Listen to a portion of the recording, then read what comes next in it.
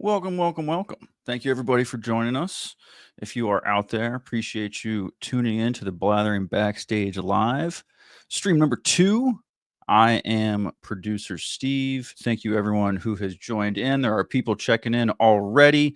Tully Quinn is joining us in the dark. Tully, your power is out, but you are committed here in the dark on mobile. That is amazing. Thank you so much for being here. Professor Addy is here. Michael McCarcel is checking in. The detective says he can't. He'll check out the replay. You're on vacation. Yeah, please enjoy your vacation. You don't want to spend your vacation with me. Enjoy yourself. Crafted Jedi is here. We're gonna have fun tonight. Like I said, if you joined us last week with Alden, thank you so much for hanging out. This is all about having a good time. Throw me up on that second screen. Let's enjoy a Friday night. I was joking around earlier. Producer Steve doesn't have much of a social life after 8 p.m. because I have a baby asleep upstairs. So I can't exactly go out and do too much. But yeah, Cinder, like you said, producer Steve doing what he does, producing for the people. I try. I'm here for you guys. I work for free. I'm here because, we all love supporting Ken and Alden and, their whole universe of people who make amazing things that bring us all together, like this Star Wars and all the shit you see behind me. So we'll do a little bit of that. We'll do a little producer Steve behind the music at some point here. I'm also going to bring in here in a few minutes the doctor, Professor Addy, had an amazing trip at an undisclosed location at which she will reveal soon. She was hiding it from us the whole time. I thought she was at like a CIA black site on vacation, but that wasn't necessarily the case either.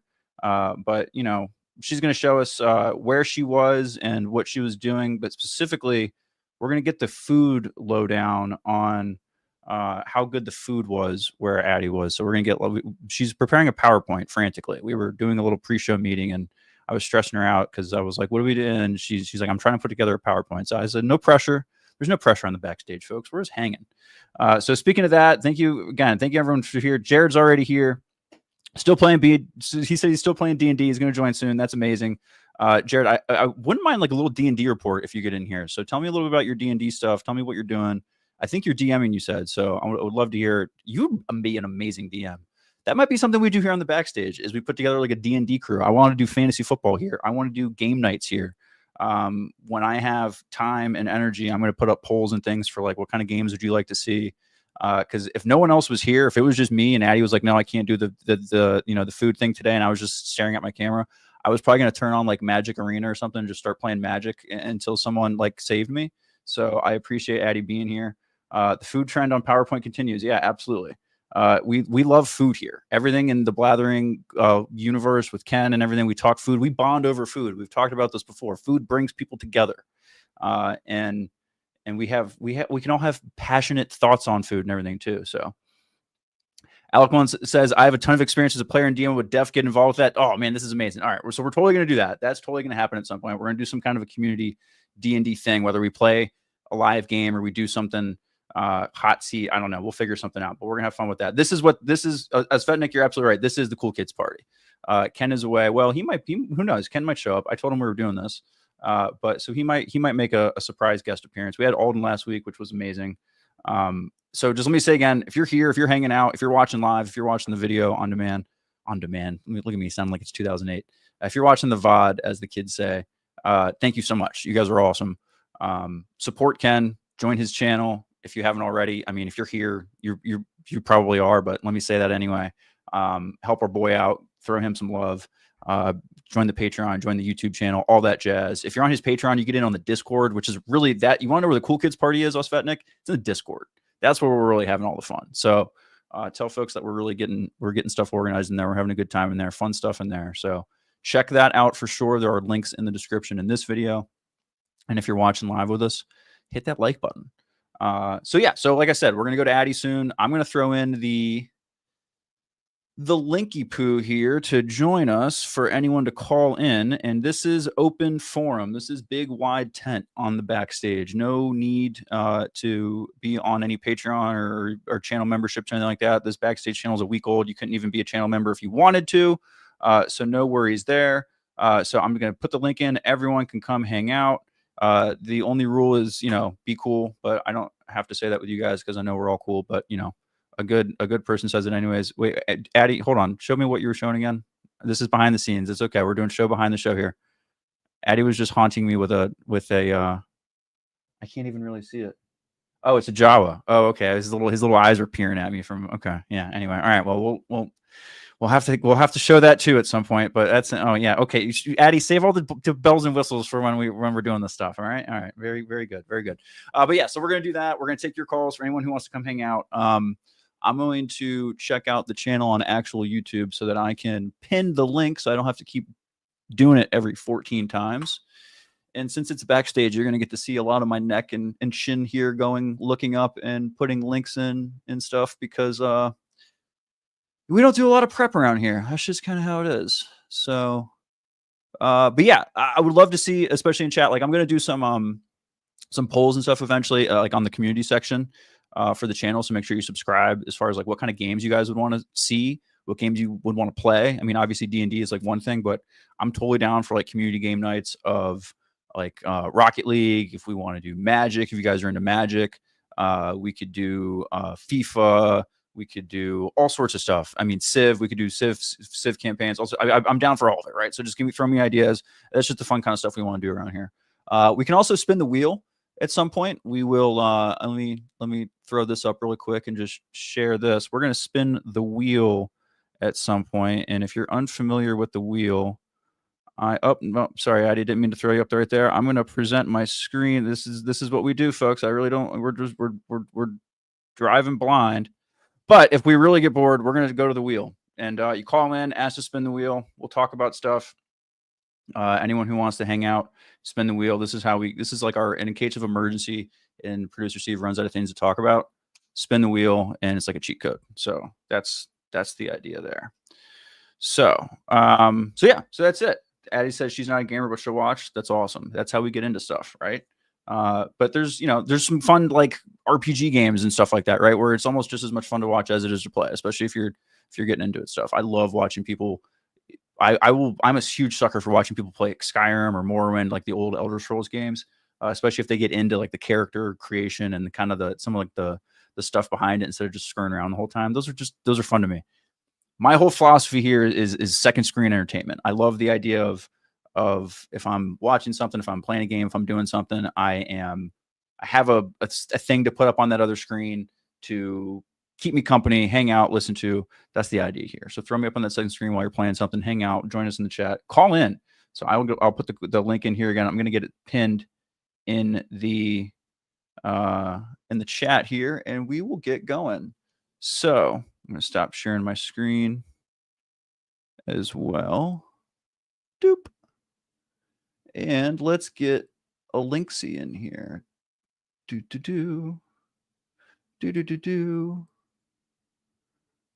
Let's see here. Pin message. Boom. There we go. There's the link pinned. Everyone is welcome to hang out. Yeah, Discord. Yeah, Discord is a Patreon at any level. That is the catch. Yep.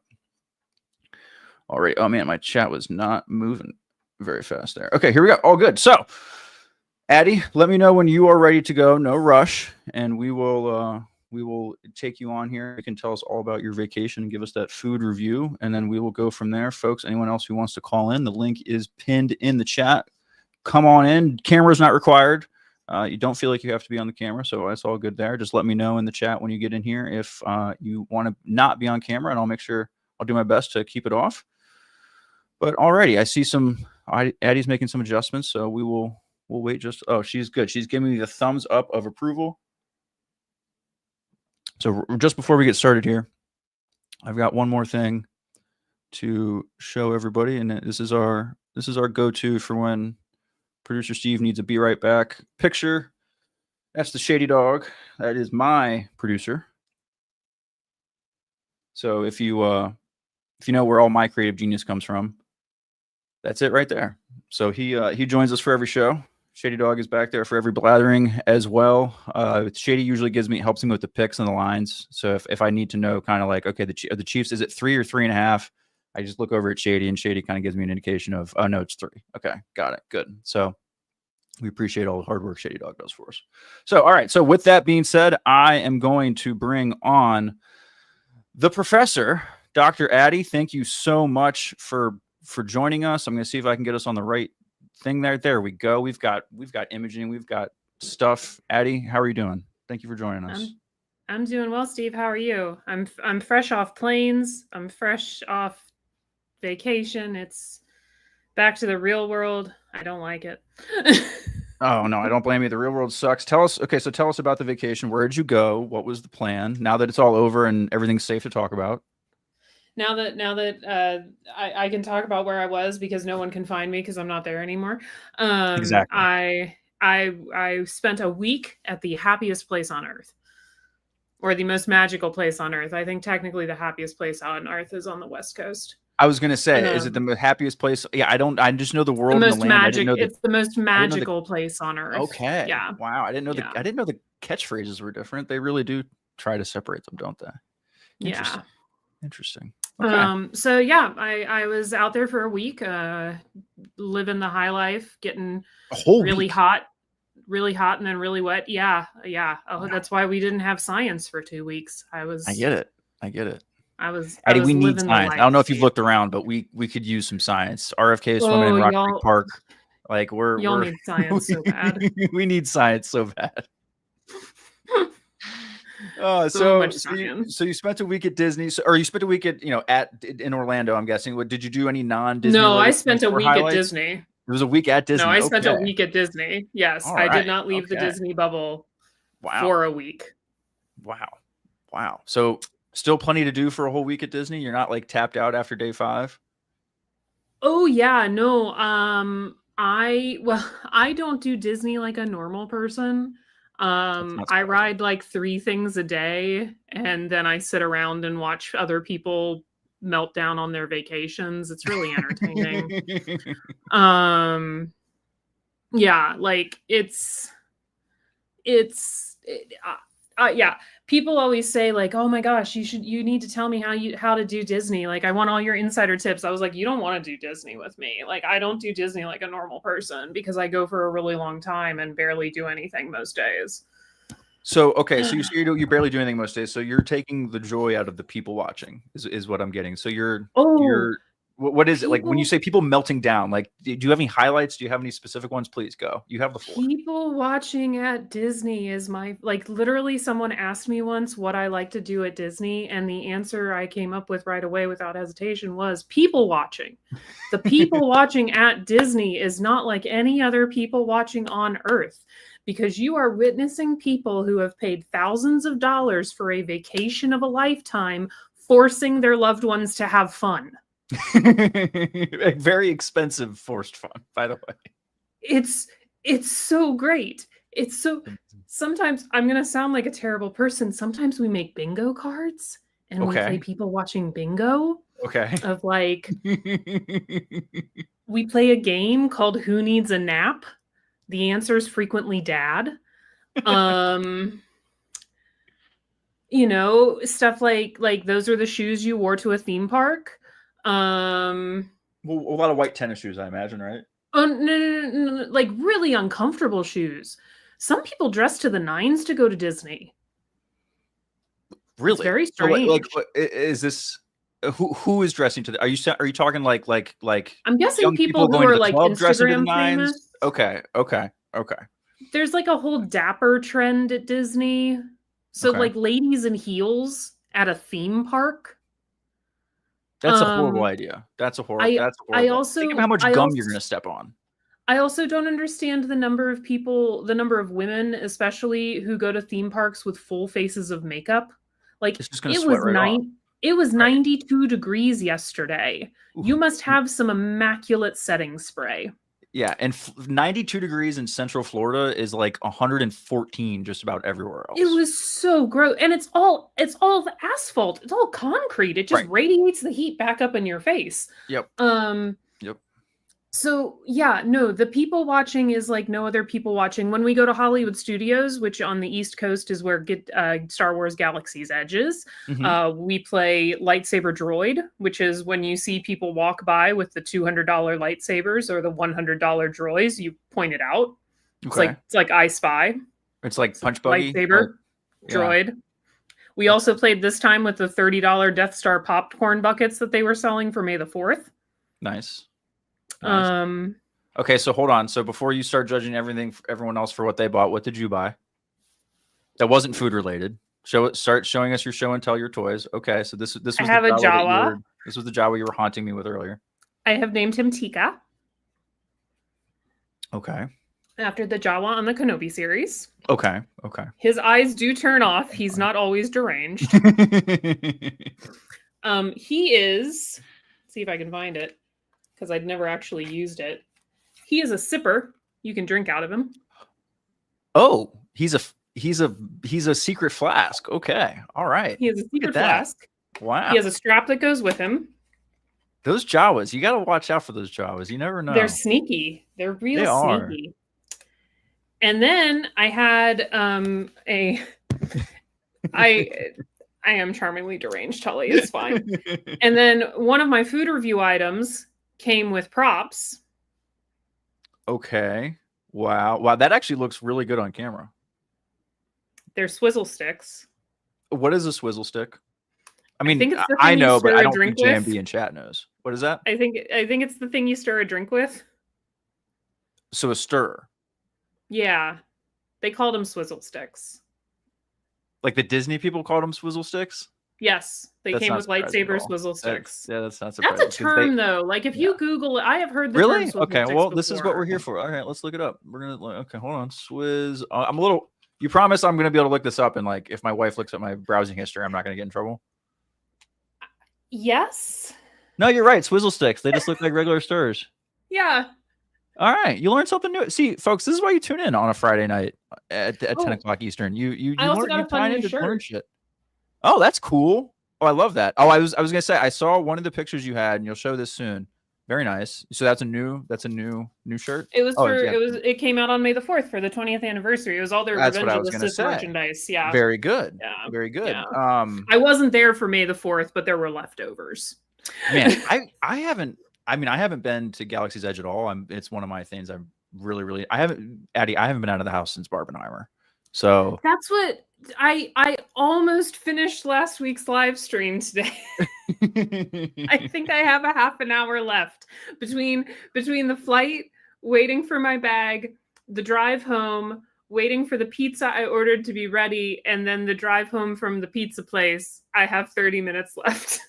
Okay. Well, the last 30 minutes is La La Land anyway. I mean, the first 30 minutes is us finding the footing. The last 30 minutes is me and Alden both descending into in and out of consciousness. So yeah, we're somewhere between 4.5 and 17 beers. Yeah, that sounds about right. That sounds about we were at 4 for a really long time. You were, and I didn't notice until Ken Plume pointed it out. Ken was a good babysitter. He showed up, he brought snacks down to the basement and checked in on us, made sure we were okay. We were very appreciative of Ken. He called in. It was great. We had some good guests. You did. It was a good time. Yeah, no, it was a good time. But when Jerry showed up in the wig, that's how I was driving at that point. Yeah, when Jerry showed up in the wig and Cal, that's how you knew things were going off the rails. But we had a great time. Everyone behaved themselves. We had a lot of fun. You could have brought Cal in the first hour and things would have gone off the rails. That's what Cal does. I know. But you have to, and I think Cal's busy tonight, but you got to let the show like marinate a little bit before you bring Cal on, because he thrives when he's got that like show juice to really play off of. So. He does. Well, I don't know. Cal did like my Blue Sky post, so I don't know. Maybe we'll make an appearance. Cal, if you're out there, we'd love to have you. So I was gonna say I haven't seen him in the chat yet. I haven't either. But he liked the Blue Sky post, so who knows? I mean, maybe that means he'll be here, or he's just being a good friend and being supportive, which I also appreciate. But so yeah, if you're here, thank you so much yet again. We're gonna let Addie get to her food review here in just a moment from what is now her now disclosed location. Yes, Osvetnik, Cal is on Blue Sky. You can follow him. He's just at Keensport Cal. Just look up at Keensport Cal on Blue Sky, and you can follow our boy Cal. Also, I don't think anyone here isn't, but if you're not following me on Blue Sky, I am 8 people away from 100. Nice, very cool. Congratulations. Okay, I have to like fangirl here with you for a second about your Blue Sky, because I'm super jealous, and here's why. You have more followers than me, but that's not the thing, because I'm only in like the 80s. But to be fair, this is my first foray into like personal social media. I did social media for work, like my whole life. So I've Okay. hated doing social media like personally. I was never a big poster. I had MySpace back in the day as a kid. Excuse me, I'm 2 beers in already. I'm burping a little bit. Sorry. I almost drank tonight just for you. Thank you. I I've got one appreciate in it. the fridge. I think I appreciate. I have my mini fridge is like 2 arm lengths away. Blue Sky. So I'm very jealous of you because it was like my first week or 2 on Blue Sky, and I saw one of my sports and mental health idols, John Amici, post something that I tagged you on that was like, hey, you know, he does. John Amici is a former NBA basketball player who now does, who I think actually is a doctor himself or has some kind of advanced degree. He's a psychologist and does different kind of like therapy and mental health awareness type things, right? He's a great follow on Blue Sky if you haven't check him out.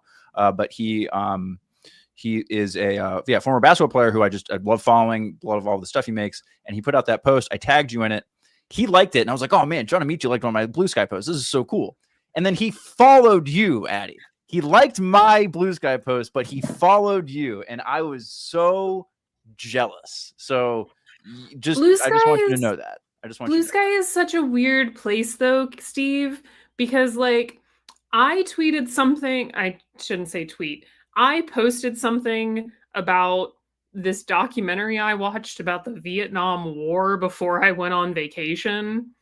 And I'm glad the you watched that before director, vacation, by the way, because that's it like a heavy was watch after vacation. So yeah, sorry, continue. I felt so bad because for like the first 2 days of vacation, it was the only thing I could talk to my mom about because I was like, I watched this really interesting documentary on the Vietnam War.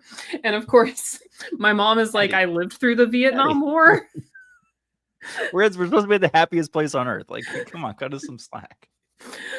But like the director of the documentary liked my post. And That's I'm like, amazing. how did you even find my post? I am not someone on Blue Sky. Like I'm just gonna say this: the fact that you have the fact that is Dr. Addie gives you cred, and the fact that you're an actual doctor, like you can actually back it up. But that gives you like legitimate street cred, Addie. It really does. I guess next stop, Dr. Phil show starring Dr. Well, Addie. no, the hell with Dr. Phil. You do your own show and not be a fraud. I can be Dr. Oz. Way better than both of those guys. Don't worry. I have just about as much medical advice credibility, though. Probably more so because you're not just blatantly lying to people, at least. So, I guess we have to be careful now about what we say on the internet. We'll be thrown into a gulag in El Salvador, huh, Addie? Anyway, let's have fun thoughts this evening. Continuing, let's Eli's look at here. all the pictures of food I took.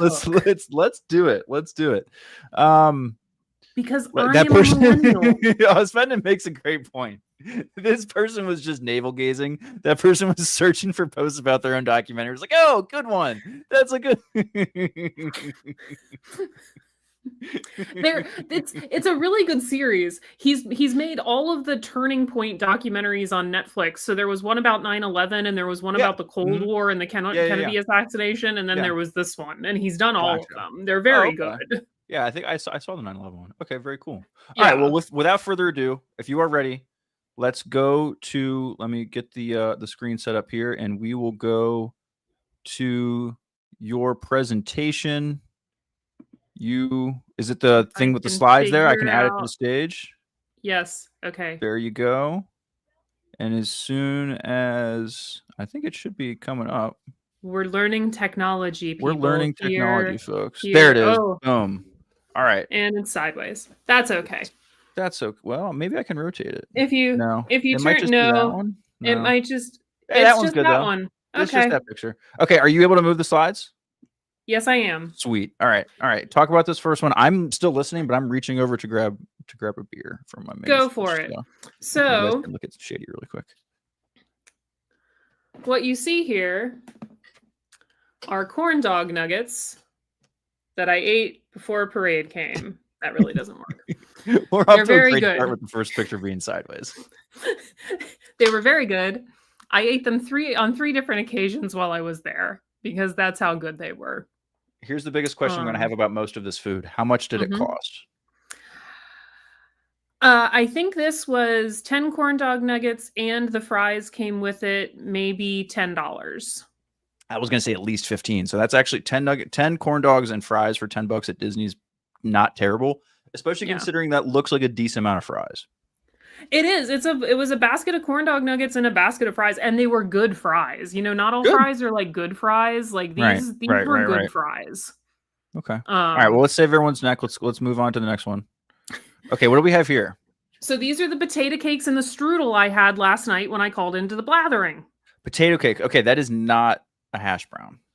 It is a hash brown. You just can't tell. Can we zoom in? Okay.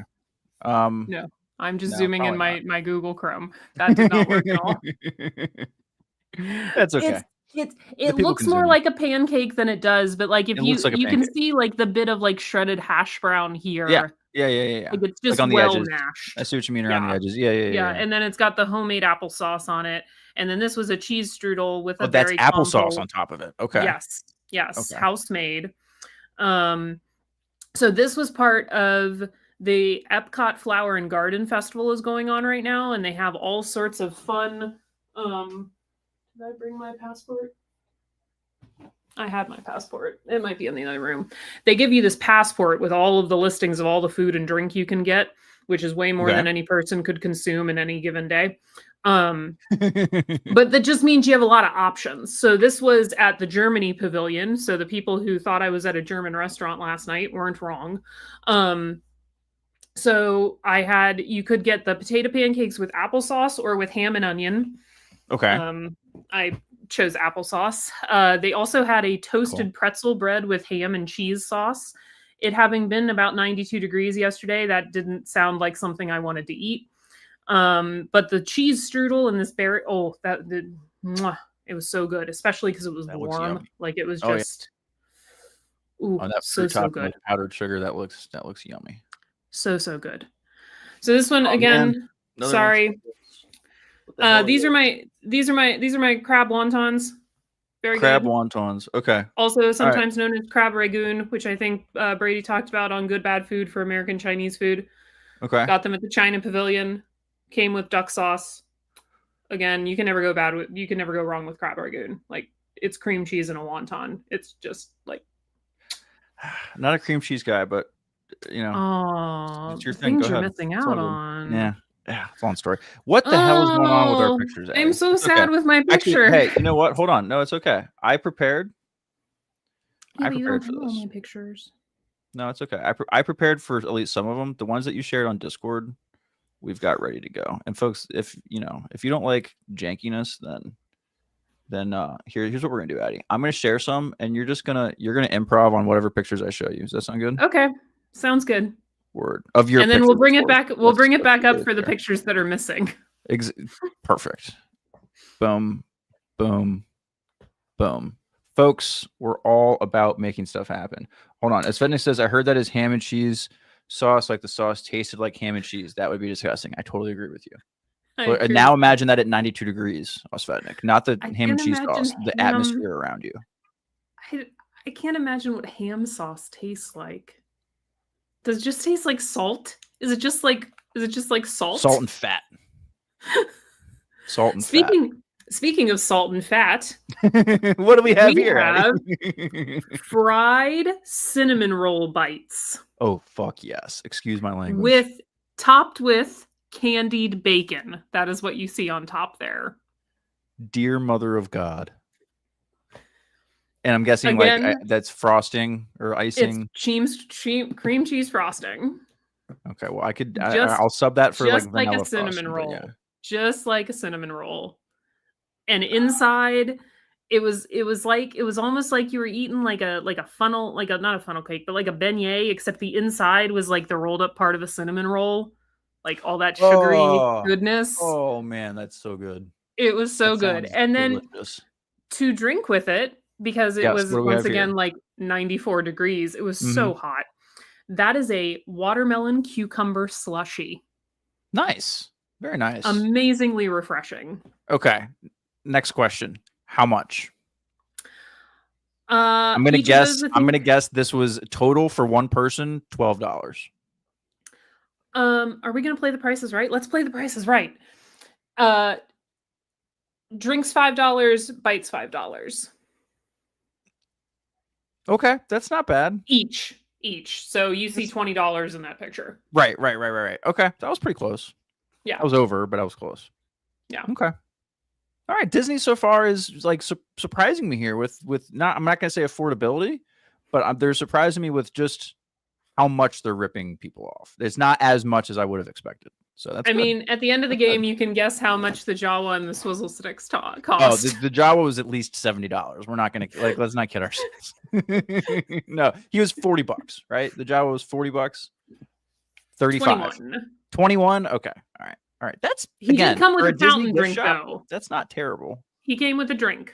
And he comes right, and he's a secret flask. Actually, okay, I take it all back. $21 for that Jawa with the light up eyes and the fact that you can smuggle alcohol with him. That's $21 well spent. Yeah. I'm comfortable saying that. Oh, I didn't even put the picture in here. I have a little Ahsoka doll, and Ahsoka fought the Jawa. It was fantastic. I have pictures. All right, our $10 slushy and delicious looking cinnamon roll. Let's go to the next. What do we have here? Those are the drinks that came with the swizzle sticks. Those swizzle sticks look so good on camera. You have no idea. Those I don't know why, but they appear very well. And your face is so perfectly like move. Okay, move just a little. Yeah, I was gonna say you're like so perfectly symmetrical, light and dark side right now. That's so cool. All right, I just found our thumbnail for this video for later. Very good.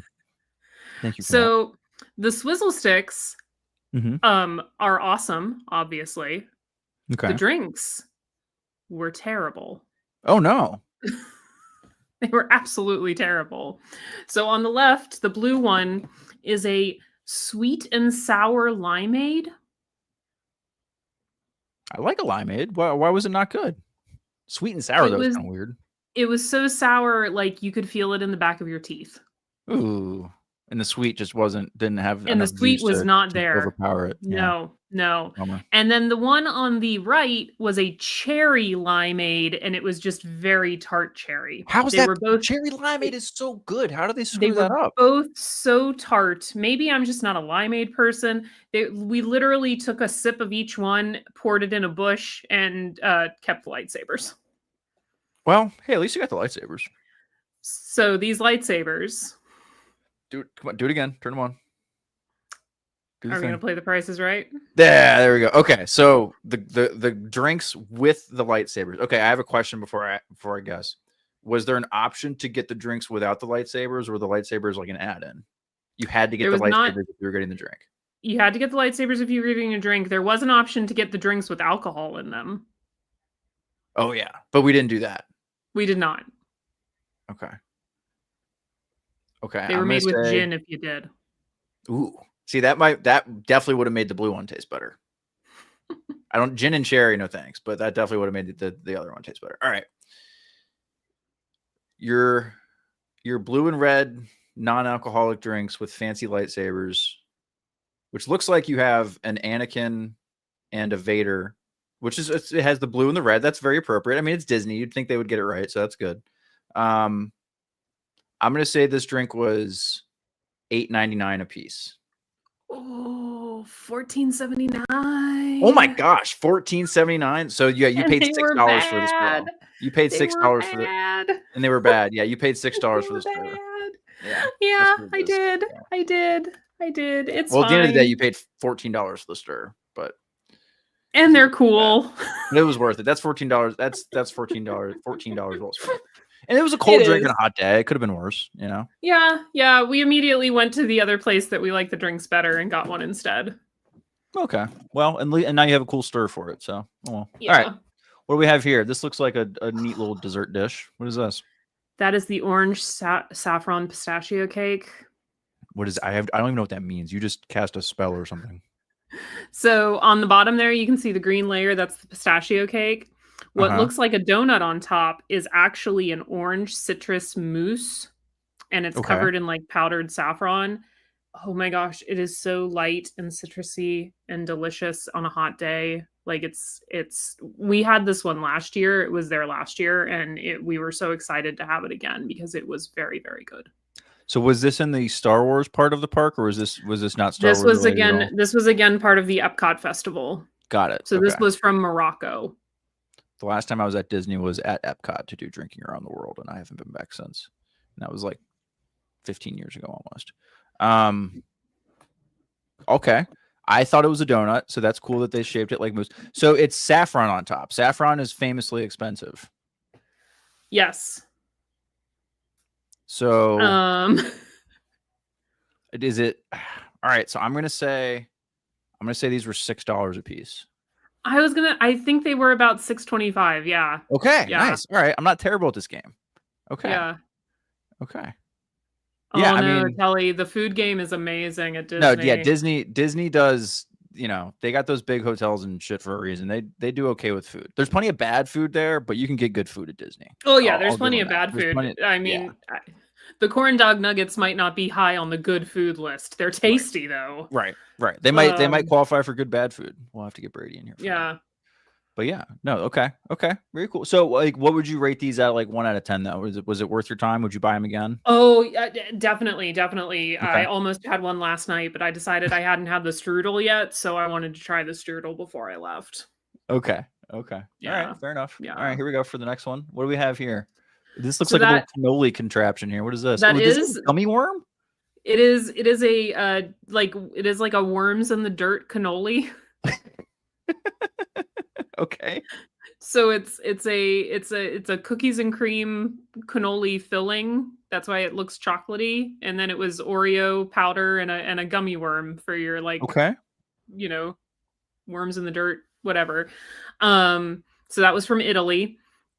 And then that is the frozen violet lemonade, which was also in the sideways picture on the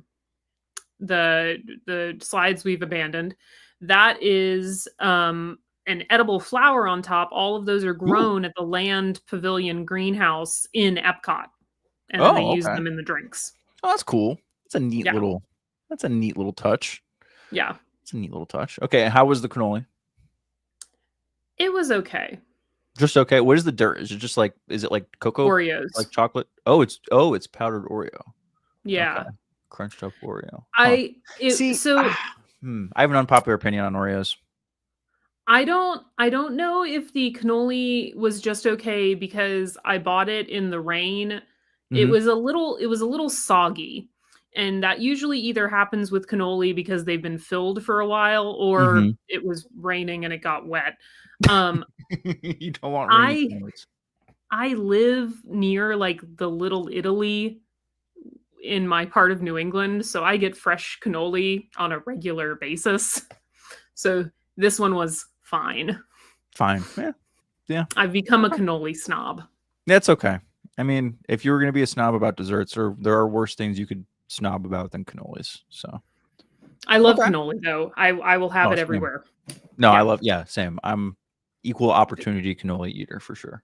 There's Here actually we go. There's an Italian restaurant at Disney that took cannoli off their dessert menu right after the pandemic and only recently put it back on, and in the part of in the time period where it was not on the menu, I refused to go. I was like, "No, I can't have dessert. There's no point." Okay, let's see what we have next. Oh, okay. All right. This one definitely has a story. So please enlighten us here. What do we have? This looks like a powdered sugar delight. Those are Tiana from The Princess and the Frog's famous beignets. Okay. All right. And how would we rate those? On a scale of 1 to 10, incredibly messy. Okay. As any good beignet is. Like, if you've ever been to the Cafe Du Monde, like, they hand you a bag of powdered What was sugar. that one? One more time? The cafe what? Du Monde.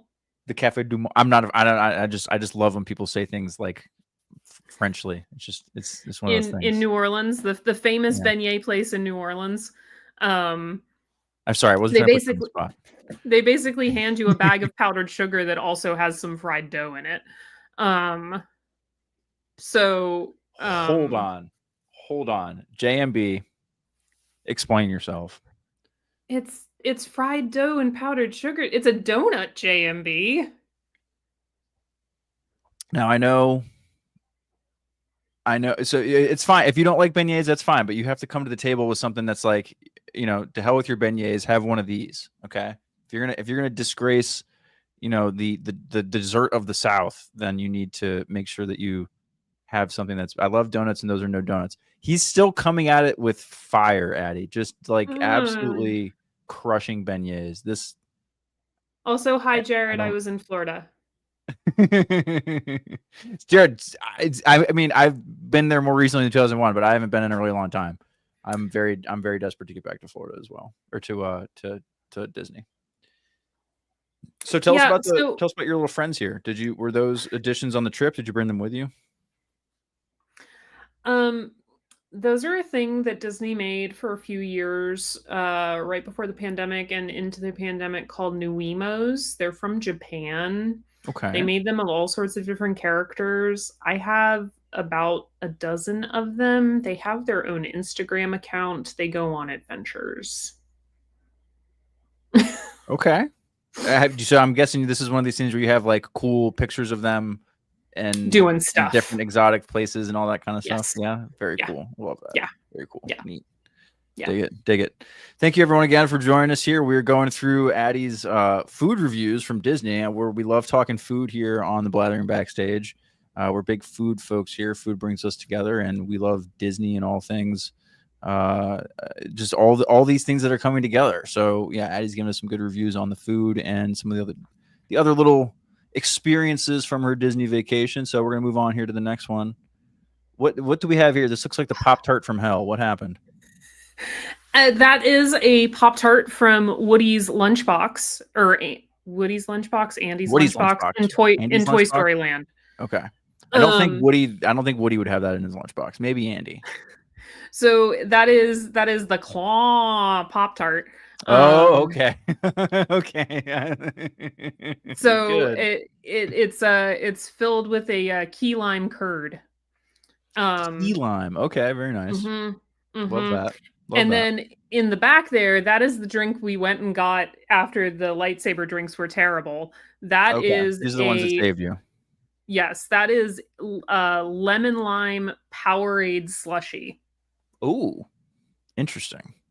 So it Lemon lime hydrates and Powerade. is delicious. Yeah. Yeah, there you go. That's a good call. That's a good call. Yes. And then you throw a little vodka in there and you got a party. All right. So the the claw strudel and the Powerade slushy. Scale of 1 to 10. I'm gonna give it an 8. The slushy on its own is a 10. Okay. Okay. Yeah. Okay. I'm gonna guess together this cost you $9. I wish I had my receipts. I think it might have been closer to 12. Damn.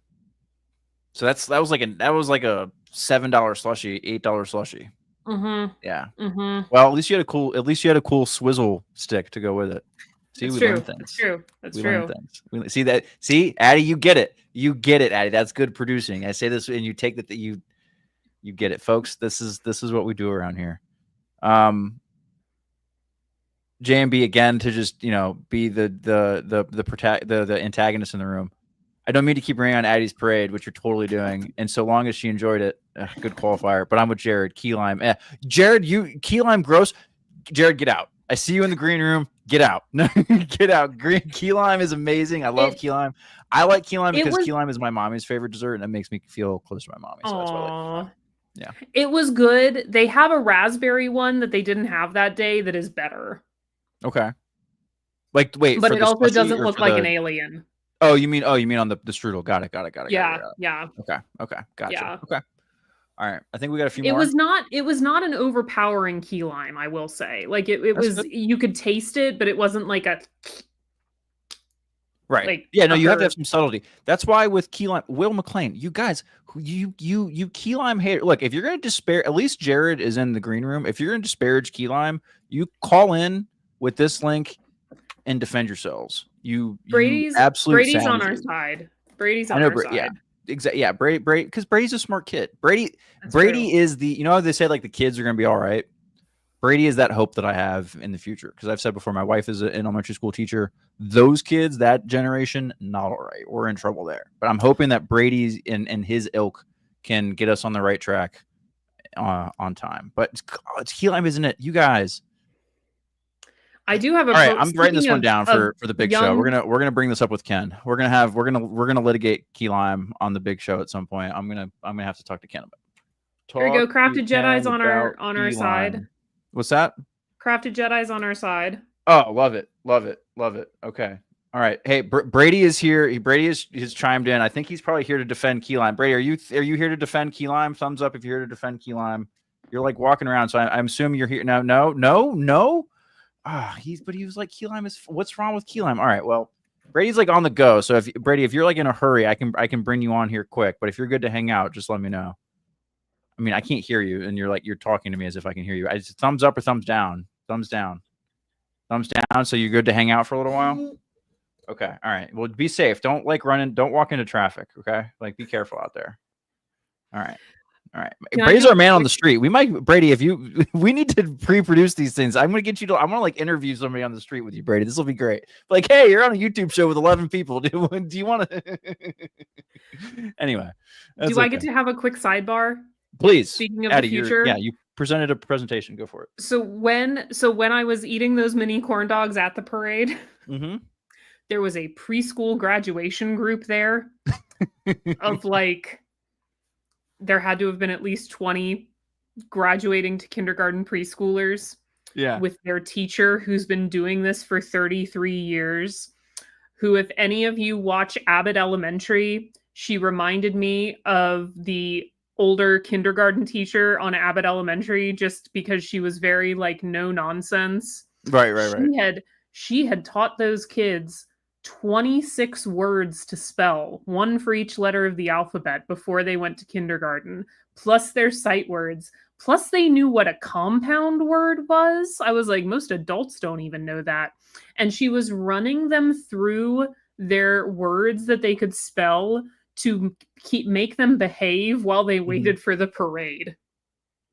I'm 34 and I don't know if I would be able to tell you what just do and do not, right? That's a compound word. Do and do not. Like don't. Don't is a compound word. Got it. Yeah. Nailed it. Yeah. First try. Let's go. All right. My journalism teachers would be proud.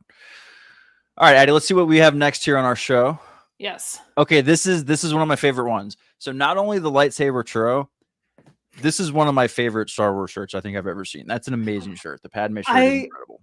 I love that shirt. I did a whole photo shoot at one of the X-Wings back in Galaxy's Edge with that shirt and my Padme ears on. I love that. It's if you can't tell, it is the Padme Amidala Eras tour. I didn't even know. Hold on just a second. I can go get it. Okay, please. All right. So while Addie's getting that, yeah, we can see. So for those if you're just listening, and the phone is on the other side of the room, Addie's wearing her, like she said, her Eras Tour Padme shirt. She has a blue lightsaber churro. So imagine Anakin lightsabers. Jesus Christ, Steve. We're only 2 beers in, folks. Imagine Anakin Skywalker's lightsaber, and then a churro. It's holding a churro, a blue covered sugar churro. That's incredible. Padme Amidala, the Eras Tour. That is a great. Okay. So hold on. So we obviously we have Attack of the Clones there in the middle. We've got some of the bunch of the Attack. What is the bottom right Padme? Which one is that? It makes me a little angry because they repeat 2 outfits twice, and I'm like, she has plenty of outfits. You could have picked. Yes. Oh, that's a great point. Yeah, because the top right and the which one? So you've got those ones. The classic Naboo. Mm-hmm. You've got packing to go into hiding. Mm-hmm. You've got her very mustard cape that is in. I know it's in one of the deleted scenes with Mon Mothma and Bail. I don't know if she ever actually wears it in the movie in the final cut. You have Meadow, Attack of the Clones Padme. You have classic, always Attack of the Clones Padme. But then you have that same one. Oh, it's just all red. Oh, that's what they did. Oh, okay. Yeah, that's so lame. She has like 400 outfits in one movie alone. She has like 400 outfits. Right. And they made action figures of almost all of them. This is Battle Over Coruscant. Anakin just got back. She tells him she's pregnant. Padme. This is You Need a Bodyguard, Padme. Oh, is that the one with the weird the neck thing? And like the weird headdress, neck collar, yeah. Yeah. Even like adolescent Steve was a little uncomfortable by the neck collar thing. Like just sitting there in the movie theater next to my dad, seeing Padme in the weird neck collar dress. I was like, what? Honestly, I don't know what I'm I've supposed to feel right now.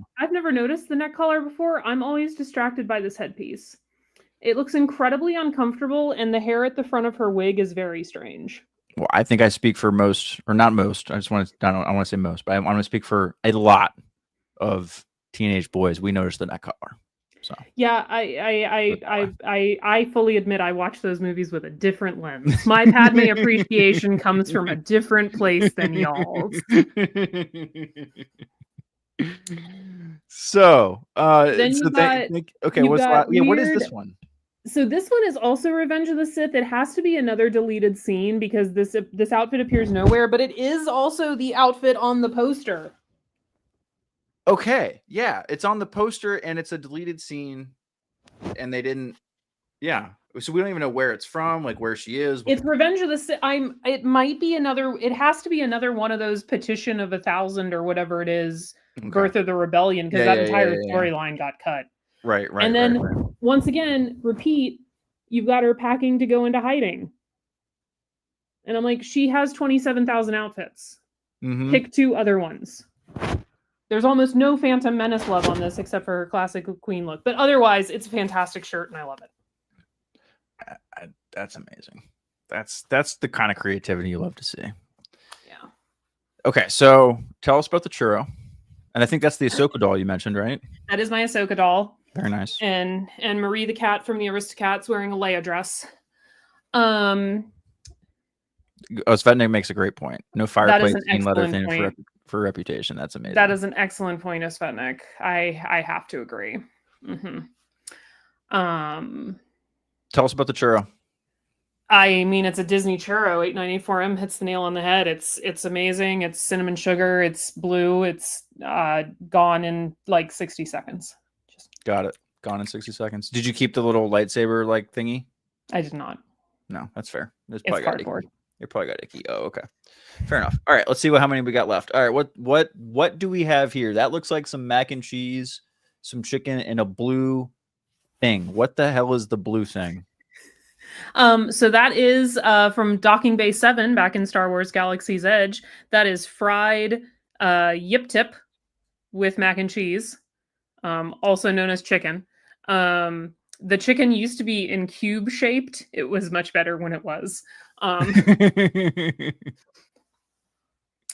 then that is a mithril orb for dessert. A mithril orb? Are we in Middle Earth all of a sudden? A mithril orb?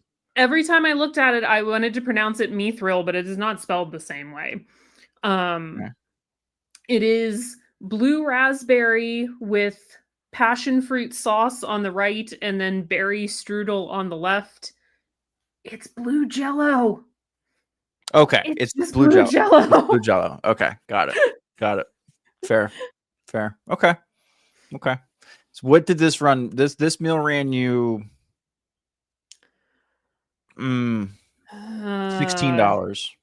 This ran. I want to say this meal was over 20. The entree alone was $16. Oh, okay. Wow, Jared says 25. I've been over this whole time, so I've been trying to be a little more conservative. But yeah, fair enough. Yeah, okay. No, that entree alone, because it's a full entree. Like everything else has technically been a snack. Yeah. This is a full. This is a full entree with a dessert. Yeah. Gotcha. Yeah. Okay. Not bad. All right. Let's see what else we got. Ooh, I'm a sucker for a color frosted donut. Pink, blue, chocolate, whatever. That was breakfast yesterday. That donut. I don't know if you can tell, but it was like as big as my face. It's a huge that's a donut. Big donut. Oh, that's a huge donut. Yeah. Oh dear. Yeah. Oh dear. Wait, blue raspberry? What was this? No, I think it was just blue. Just blue, just sugar. It just tasted like ice. Yeah, it just tasted like sugar. That's the guess. That's the best kind of blue, man. That is the best. This the sugar blue. Hell yeah. Yeah, and then donuts. Every good day starts with a donut. The coffee was a berries and cream iced latte with cold foam. So it was raspberry and white chocolate and espresso. Okay. Very good. Very good. Okay, that donut, the size of your face, cost you And the coffee,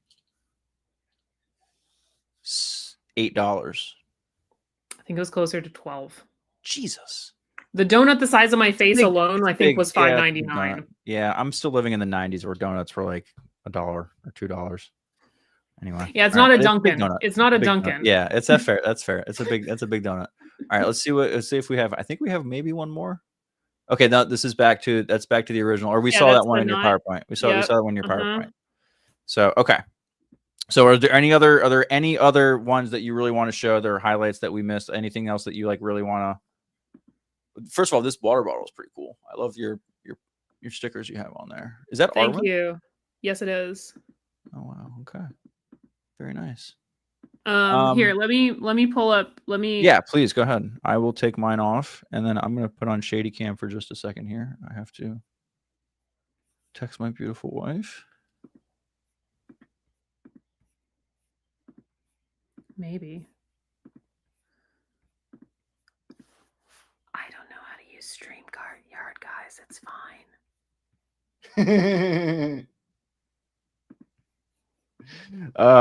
So here, do you want to just go to this guy? Yes, thank you. Boom, I got you.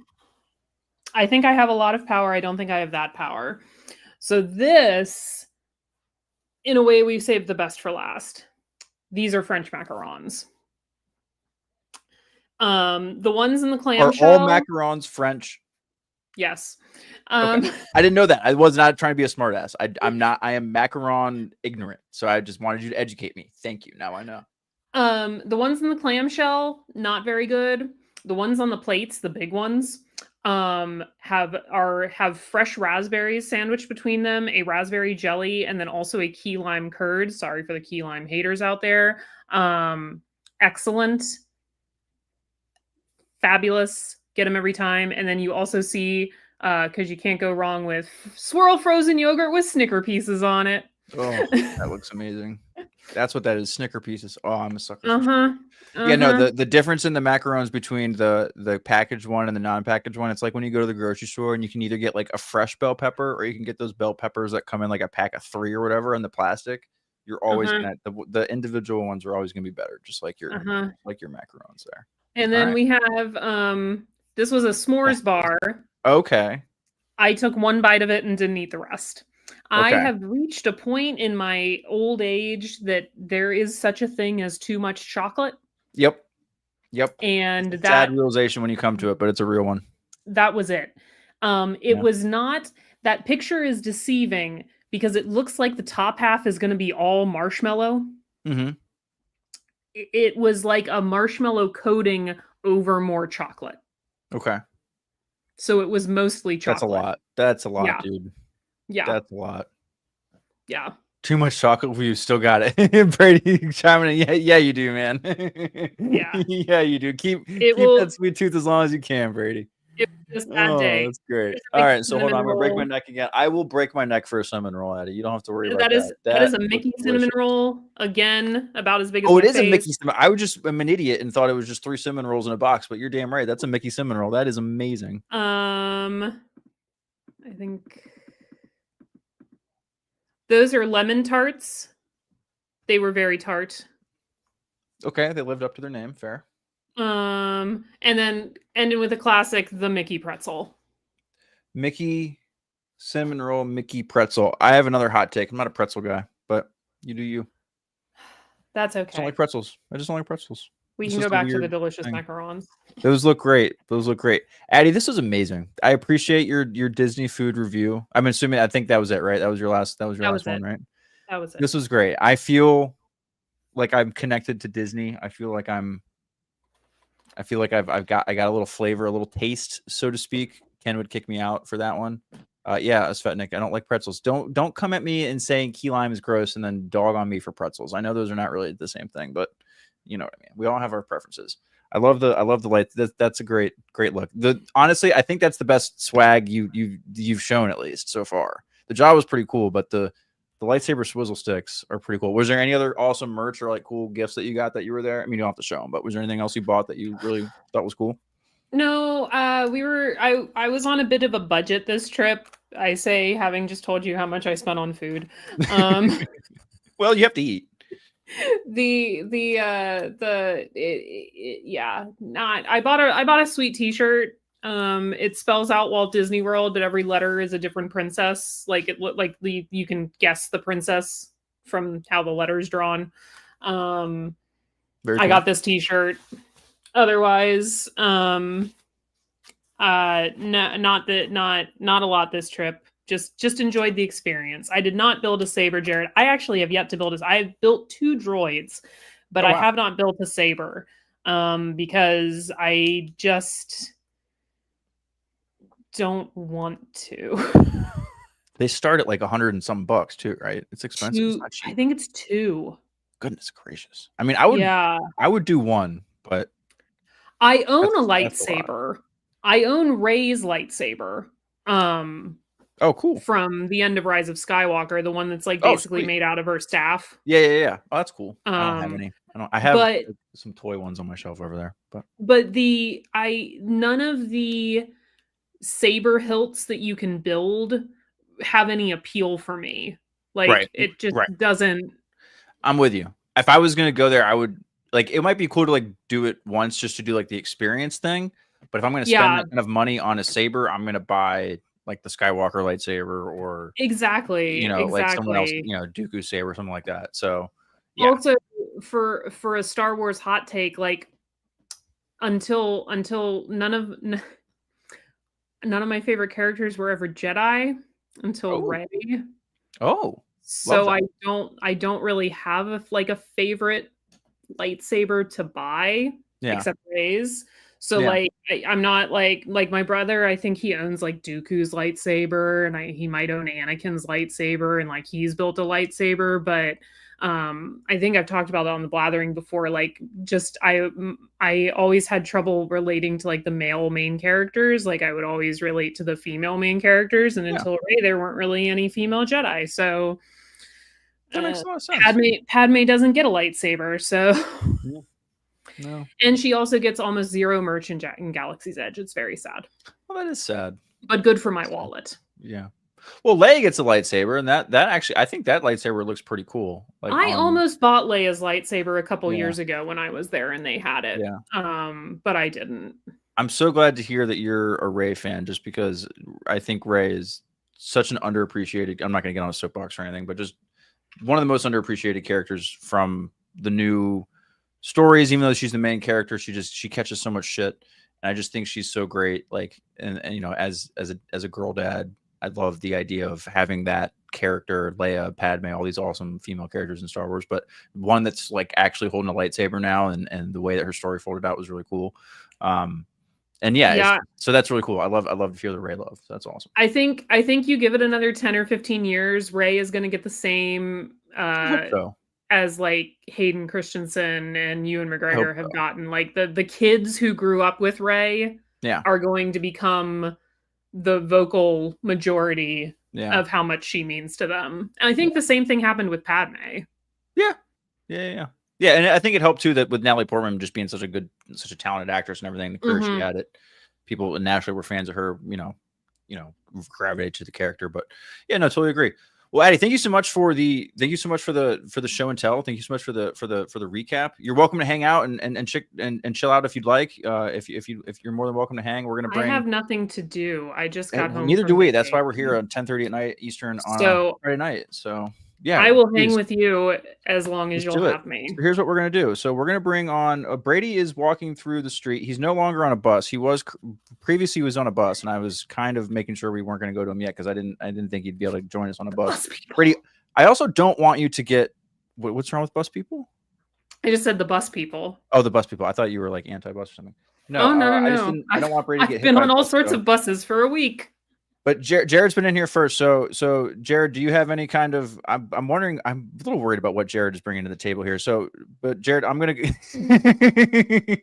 go to Brady first, just because Brady just is walking around, and I'm worried about timing, and I feel Brady's like walking around with his phone on a thing. So I'm just trying to be polite, Jared. I hope you understand. So we're gonna go to Brady first here. Brady, if you're ready to go, sir, you're here. Thank you so much. Do you want to be on camera? If you don't want to be on camera, I'll take you off. I apologize. I'm not on camera. It's okay. I'm gonna take off this little thing. But hey, thank you so much. Where are you without like doxing yourself? What are you doing? You're just walking around the mean streets of LA. What are you doing? He's doing LA public transit. Actually, I don't doxing myself. I'm where am I? That You're no okay. one would recognize anyway. I'm in LA. There's Yeah. a major road called Wilshire. I hope this is not too loud. I can't hear you super great, so I definitely can't hear your background. So no worries there. But we can hear you, but just not great. I'm sorry. It's okay. You're okay. Go ahead. Yeah. So what's up? What do you got? So far. I just wanted to say, what's up in the backstage. I'm going Thank to a party. Okay. I got my little clarinet right here. Oh, I got the plastic hazard sticker sticking out. You should be I'm careful sorry, walking hold around on. the street with that, Brady. Someone Hold on, might. did Someone's gonna stop you, man. have your clarinet? Yeah, my clarinet. You're going to a party and you have a clarinet? I need more details. What kind of yeah. party are you going to? Just think about a bunch of friends. We're all grad students. It's gonna be like a little talent show. I haven't played my clarinet in like 5 years, so that's gonna be fun. But yeah. He's going to a grad student talent show, Steve. A grad student talent show. You're playing. Okay, Brady. The song that you're gonna play on your clarinet. Would we know what it is? Like, I'm not trying to say that as like a. I'm not trying to be a dick. Like, is it like a mainstream kind of song that you'd be playing, or like would someone recognize it, or are you gonna go like full Kenny G, like clarinet, like orchestra, classical music, and just knock people's socks off? Okay, I am not that good. Kenny G is actually a professional musician. No, I'm not going to knock Kenny G. You know what I mean? Like, but that kind of music, Kenny G's not playing like top 40 music, is what I'm saying. Yeah. Oh, yeah, he's playing some like improv or something. But no, I'm just gonna play things by ear. I'm just gonna say like, hey, do you have any song requests? I'll listen to it and then I'll play it by ear. So if I was like, Brady, I want you to just play me like "Hit Me, Baby, One More Time" on a clarinet, you'd be able to do that? I've got to listen to it. I don't know what that song is. Hold on, Steve. I think my back just went out for how old we are. Wait, what year did it come out? Britney Spears, Britney "Hit Me, Baby, Spears One More Time." song? It's arguably the most famous pop song ever. Britney Spears, Actually, like, I'll go was it ahead in and the say that 2000s? I'm only 4 beers deep, like famously in. But you can My throw MJ at me. You can throw is any boy band you want at me. killing me. That is the most popular and famous pop song of all time. Hit Me, Baby, One More Time. That song. I still Yeah. believe, I know that song. I know that song. still believe. Addie, we're gonna get demonetized. I sang it badly. We have 40 enough, it'll be subscribers. I'm fine. kidding. No, YouTube doesn't even know this channel exists. Don't worry about it. It's okay. No, but yeah, Brady. So do you know what we're talking about now? Yeah, I know what you're Hold talking on. about. Yeah. Okay, thank you. I would like to Also, rewind. talk about music Brady, videos you that can never play- get made today. Jeez. You can play any song you hear on the clarinet. Yeah, that's what 10 years of clarinet does. Yeah. Yeah. That's quite the talent. Yeah. Are I mean, you it a is. music That's incredible. grad student? Fucking see. No. I grew up in an Asian American immigrant family, so we learn a lot of music. I mean, I but we played the choose flute. STEM. I played the flute for 12 years, and I don't think I could do that, Brady. Oh. Well, we could do a blathering band because I played the trumpet Yeah. until high school. Let's do that. Yeah. 12 years. And so I play the trumpet.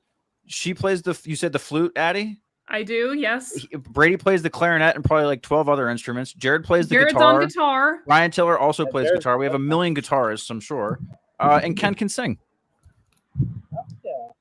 I just, We I have don't Ken on think I could. vocals. I'm really impressed with his ability to hear a song and then play it on the clarinet. Yeah. It's not that impressive. I gotta Steve, lean you have into muted it, I yourself. I muted myself because I was opening a beverage and I didn't want the to go over the air. That's all. That's code for he doesn't want us counting this week, guys. I know. Well, the smart people can tell, like, oh, wait, why is that cup like higher up? I don't have a drinking problem, everybody. You need. I promise I'm okay. See, you need a cup that hides it, Yeah, that's fair.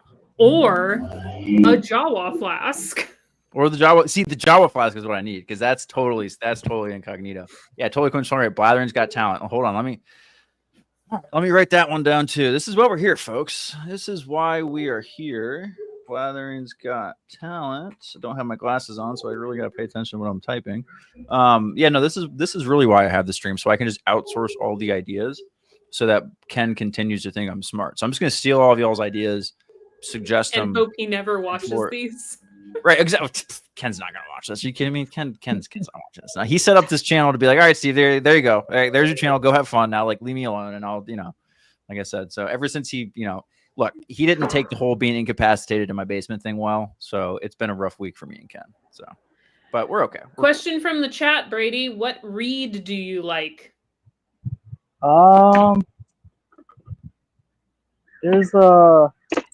It's been a while, so I used to use like Vendorans. This is like a super nerdy question. I was gonna say it is 10:40 on a Friday night, and we're doing read talk. This is dirty stuff, guys. Oh man, it's getting naughty. I asked that question fully knowing that whatever he said, I wouldn't know if it was a real thing. But Jared asked. It shows you care, Addie. It shows that you care. It shows that you care. That's Jared very nice. says Rico is his choice. Jared, do you Rico? also play a reed instrument? Jared plays like everything, I'm sure. Jared's probably like Prince. I just imagine Jared is just Prince with like a really big like Viking beard, and he can do his own album. He could do like 4 different instruments and just lay them on top of each other. He's learned the whole orchestra. This is amazing. We have some talented people band in this community. We have some amazing talented people in the Blathering community. It's and you all let me talk about Disney food for an hour. Yeah, well, Yeah, Disney priorities. Food? Oh man, I want to go to Disney now. So Brady, I hope you enjoy your time at your party. Thank you so much for chiming in. Did you have like thoughts on key lime pie or anything? What is your opinion on key lime pie? So I've never had key lime pie. I just wanted to defend it because it sounds good. I don't know. Maybe I appreciate that. I appreciate that. Ignorant defense. It's amazing. That's what this country is all about in 2025, Brady. So I appreciate you hopping on board. Key lime is delicious. Like I said before, it's my favorite dessert because it's my mommy's favorite dessert. And she made a good key lime pie. And you got to put just enough whipped cream on there to kind of eat the tartness out. So you can kind of just get that little bit of sweet to just kind of help that bite. And then if you have a nice crust that's like just like crunchy. Oh, key lime pie is very simple, Brady. It's just pie crust, key lime pie, whatever, it's like, instead of chocolate, it's key lime flavored. It's like a curd, like a lemon curd, right. except it's key lime. You've had chocolate pie, right? Mm-hmm. Okay. Or lemon bars. Substitute the chocolate flavor for key lime flavor. Right. Yeah, think of a lemon bar, but it's key lime. And a nice little dollop of whipped cream on top. Mm-hmm. Delish. That sounds good. Yeah. It is. I love a good pie. It's very refreshing. I don't know what the people in chat have against it. Yeah. Well, I'm glad that at least the three folks here currently are smart enough to defend key lime pie. So I appreciate that. But Brady, I hope you have a lot of fun at your party. If you're bringing a clarinet and playing your clarinet, you better like keep the case open and collect some tips, even though, or you know what, you got to put it like a QR code on your thing. Cause you damn young kids don't carry cash around anymore. So no one's going to tip you in cash. Yeah. So throw your Venmo on the inside of your clarinet case and make yourself some money, man. Oh yeah. Thank you. Well, actually, I'll hire you for some original music, Brady. You can write a Blathering Backstage jingle for me. Yeah. No, we got Jared. He's an actual kid musician. We'll get you all together.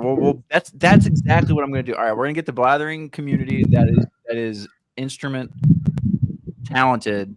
I'm going to pay you all like $11 each, and you'll write me a 25-second song that we can use on this stream. That's going to be great. That's a good going rate, right? That sounds right. That's like a meal at Disney. Yeah, it's at least a couple beignets at Disney. It's a donut at Disney. Yeah, it's a donut at Disney. A donut at Disney. Well, that might be the title of some of these clips. Brady, thank you so much, Brady. I don't want you to get hit by a car. I'm really worried. So I appreciate you joining us. I hope you continue to hang out. Have a great night. Be safe, and we'll talk to you soon, man. Take care. Yeah, talk to you. Next backstage, whenever. I'm fine. I won't be hit by a car. It's all right. Thank you, Brady. Take care. All righty, Can I tell you a story? Of course you can. We don't got anything else to do. We'll bring Jared on here in just a moment. Speaking of how the young people don't carry cash, this was a merchandise move I couldn't understand. At Disney, they were selling change purses. Those can't be selling well. I was like, right? What do the young people use these for? Drugs. Like at Drugs. first I thought That's what they use it for. Right, maybe Jared? they had like it was a pouch that like you know how you see those people with tote bags that like they're in really small things and they pull them out and it's like it's a tote bag like at the grocery store or the farmer's market or Yeah, whatever. Like it's in a really yeah. at first there was nothing in it though. At first I thought that's what it was. I was like, oh, it's a reusable tote. That's genius. And then there was nothing in it. And I was like, why are you selling the young people change purses, Disney? You do know they don't have change. Right. Well, like Ken Flume's right. Pin collecting and penny smashers. Pin collecting is a thing, especially with Disney. I don't want to say this the wrong way, especially with Disney fans. Pin collecting is a big thing. Look, you've got pins, so you get it. Right. I know that's big in that community. So that Ken might be onto something there. Ken might be onto something there. It wasn't quite big enough for pin collecting. Penny smashers, though, maybe.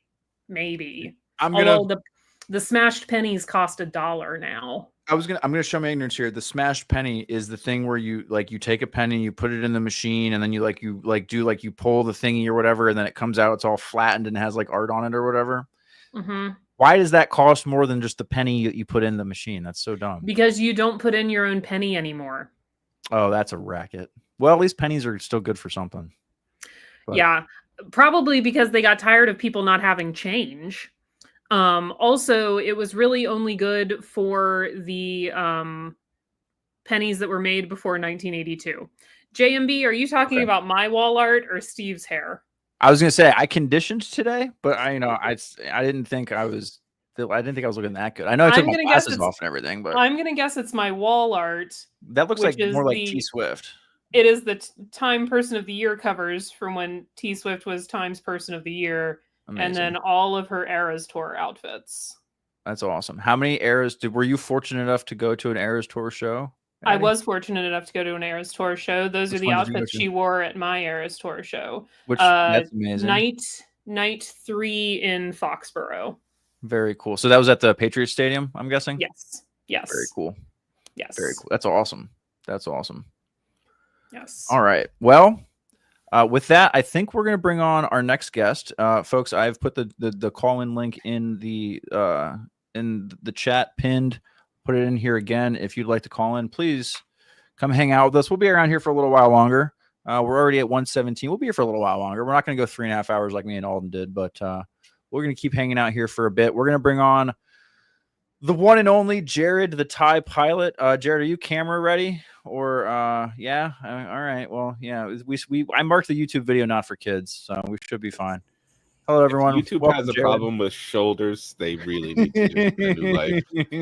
Listen, Addie knows. Not so much the shoulders, Jared. It's what's up here that I'm more worried about. But ahead. Well, I mean that's. Hey, Ken, trust me. I know. I trust you. You know, I'm just kidding. Thank you so much for being here. I appreciate you tuning in. Thank you so much for calling in. I really appreciate it. So, what is on your mind this evening? We also, folks, we haven't spun the wheel yet, so maybe we'll do that here at some point as well. But Jared, I want to know what's on your mind, what you came to the table to share. I only heard like the first 30 seconds at the beginning when I popped in to say I was still doing D&D. Mm-hmm. You had excited questions or something going on. I had excited questions. Addie, do you have any idea what he's talking about? Because I don't remember. I was frantically making a PowerPoint. Questions. You were frantically making a PowerPoint. I had some good questions from the chat. We have some questions on the wheel at the beginning of the show. I was kind of going over like some ideas for stuff. We might do games. We might do hanging out. Oh, that's what it was. Yeah. You were going through like what kind of games do people like to play? What kind of to do more of the community shows. Yeah. So I'm a terrible producer, Steve. No, that's okay. Well, again, when I'm in the big chair, I need, I mean, like I said, my co-host. I'll work on it. My co-host is slacking off at the moment. So, as you can tell, so I'm doing my best. But no, I appreciate it, Daddy.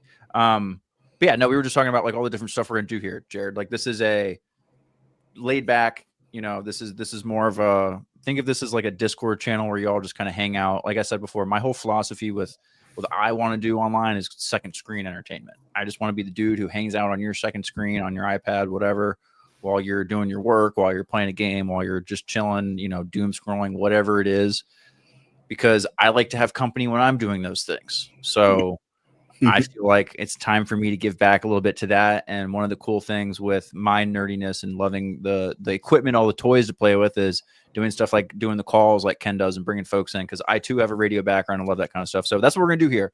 But also, you might just see me randomly pop this stream live if I'm playing Magic, or if I'm playing a game or Rocket League, or playing with the boys on a night. You know, all my boys are gone this weekend, so that's why part of why we're here. But yeah, so it's a whole different vibe, but we're just hanging out. So Jared, I want to know what you've got going on.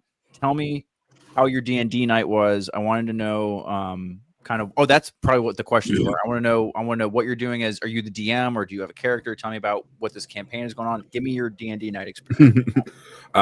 With Friday nights, I'm a player. I DM on Monday night. Okay. So I've been playing D&D. Crew? Nope, two different crews. The Friday we do online through Discord and whatnot, and I host it in person and at a game store on Mondays. Oh, cool.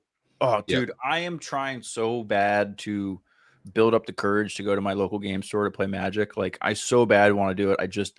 I'm a wuss. I just don't have the balls to like go in there by myself and be like, I don't know anybody. I'm a 34-year-old dude all by myself. Who wants to? Oh, you're not going to be the only 34-year-old you know? dude. No, I know, but just like, You not might not knowing even anyone. be the You know what I oldest mean? person there. That's what I he mean. won't be. But just not like being a total stranger. I'm just be like, oh It- man, who wants the to thing- play Commander? Like, That's the thing with Magic, because I have an interesting relationship with Magic. I played it when it first came out, and for the first 5 years, like, was really into it. But the community just got awful, like, very quickly, as that's a fair. lot of card games do. That's So fair. I just left. I left it for 25 years, and then when it was having its 30 anniversary year and whatnot, I had friends who played after all of our D&D games. So I was like, fine, I'll build a Commander deck. I didn't even know what Commander was at the time. I was just like, what is this 100 card nonsense? Wait, four But, people are playing at once? What the hell is happening? I know. So, yep, I built my little deck. And then, of course, it's the Magic pipeline. It's like, oh, look, I have one deck. Where did these 53 others come from? Oh, yeah. Yep. Yeah. And then you're I was just for debt. And yeah, exactly. And the Magic Hasbro's making of, we're going to have you have a set every other month, brand new set with all sorts. So I was just like, you know what? Nope. I eventually said, nope, sold all my cards. And I had like a full Tiamat dragon deck with every ancient dragon, with the Dragon. Like, this was like an $800 deck. I was gonna say, yeah, especially if you started early, you've probably got some good, early set cards that people love collecting. Sold it all off for giant. You can't actually. Where are they? Giant D&D minis. Nice. And whatnot. So nice. Very good. Very good. Added to that collection. So yeah, no. And just also, I'm not an English person, and the amount of grammar that Magic the Gathering requires, the fact that they have to reprint cards to add a comma to make sure it's clear. Oh, Addie, it's been a thing where a comma makes or breaks a rule in Magic. Oh yeah. So admittedly, I have never played Magic. I have a brother who was big into Magic, but like you, Jared, he fell off of it because the community got so toxic. The only TCG I've ever played is Lorcana. Mm-hmm. That's which I played. Popular.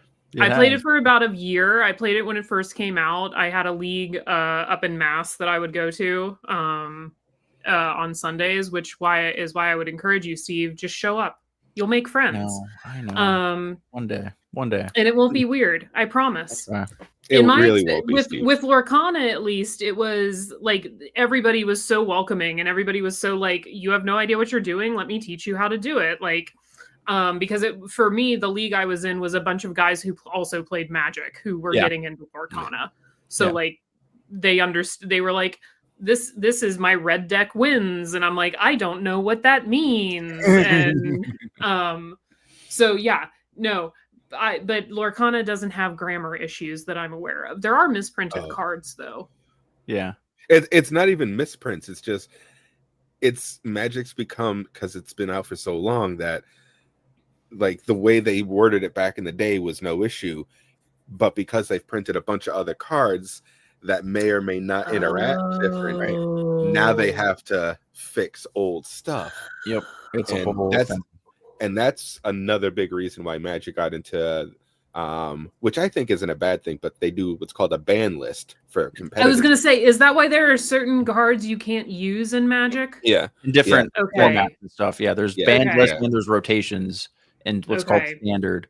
Okay. So that way it's like an incentive to keep up with the more modern sets if you're playing standard. But like really the more social versions of Magic now is Commander, where more people can play together, and it's bigger. And especially since you're doing Commander, that's one that has the nicer, more laid back people right in the Magic. Though what also started to aggravate me at the particular last store I was playing Commander at before I quit was pretty much everybody who played there had a deck that was like, if I don't win on turn 1, you lose. It's like, I want to play a game, not right. Yeah, I totally agree.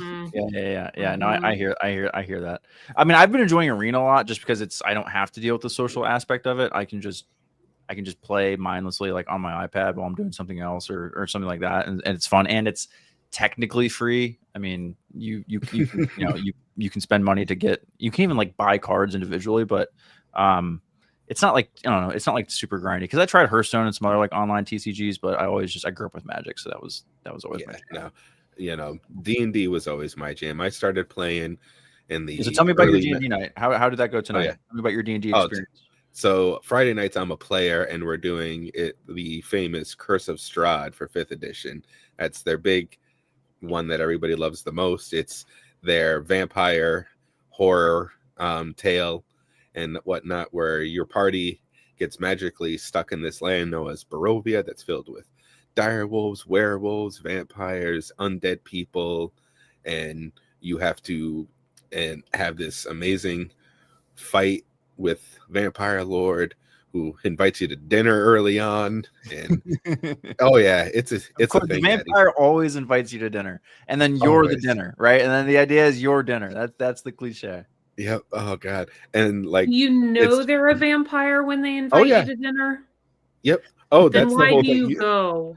Because there's no way. Because the land you're stuck in, known as Barovia, it's surrounded by a mist, and you can't escape. It's what's known as a domain, so you can't leave unless Strahd lets you leave.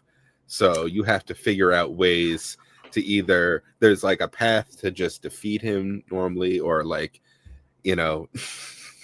thank you, Tully. But there's all sorts of little role plays, because like most vampires, he's just old and horny and misses his old girlfriend, and like she gets vampires. Yeah, so it's like a whole, is she resurrected in this other girl? Is she not? Kind of thing. And that was Edward Cullen's problem. So he was just old and horny.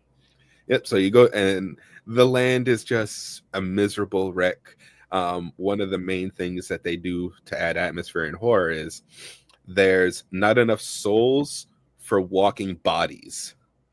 So there are bodies walking around that don't have souls. You're alive, but like picture, you're just dead inside, gray faced. Like Cleveland Browns fans, basically. Got it. Just depression incarnate. But they just don't have an. And if your character dies in this setting of Barovia, your soul's trapped there.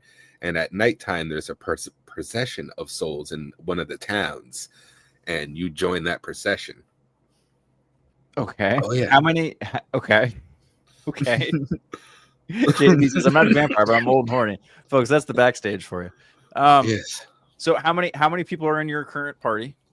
So we got 4 players going. Okay. I am on my 3rd character because it's a deadly campaign, and I like to do shit. Okay. I was just about to ask. Character already. I've never played D&D. Can you die? Oh yeah. And what happens when you die? You roll a new character. Yep. Okay. Yep.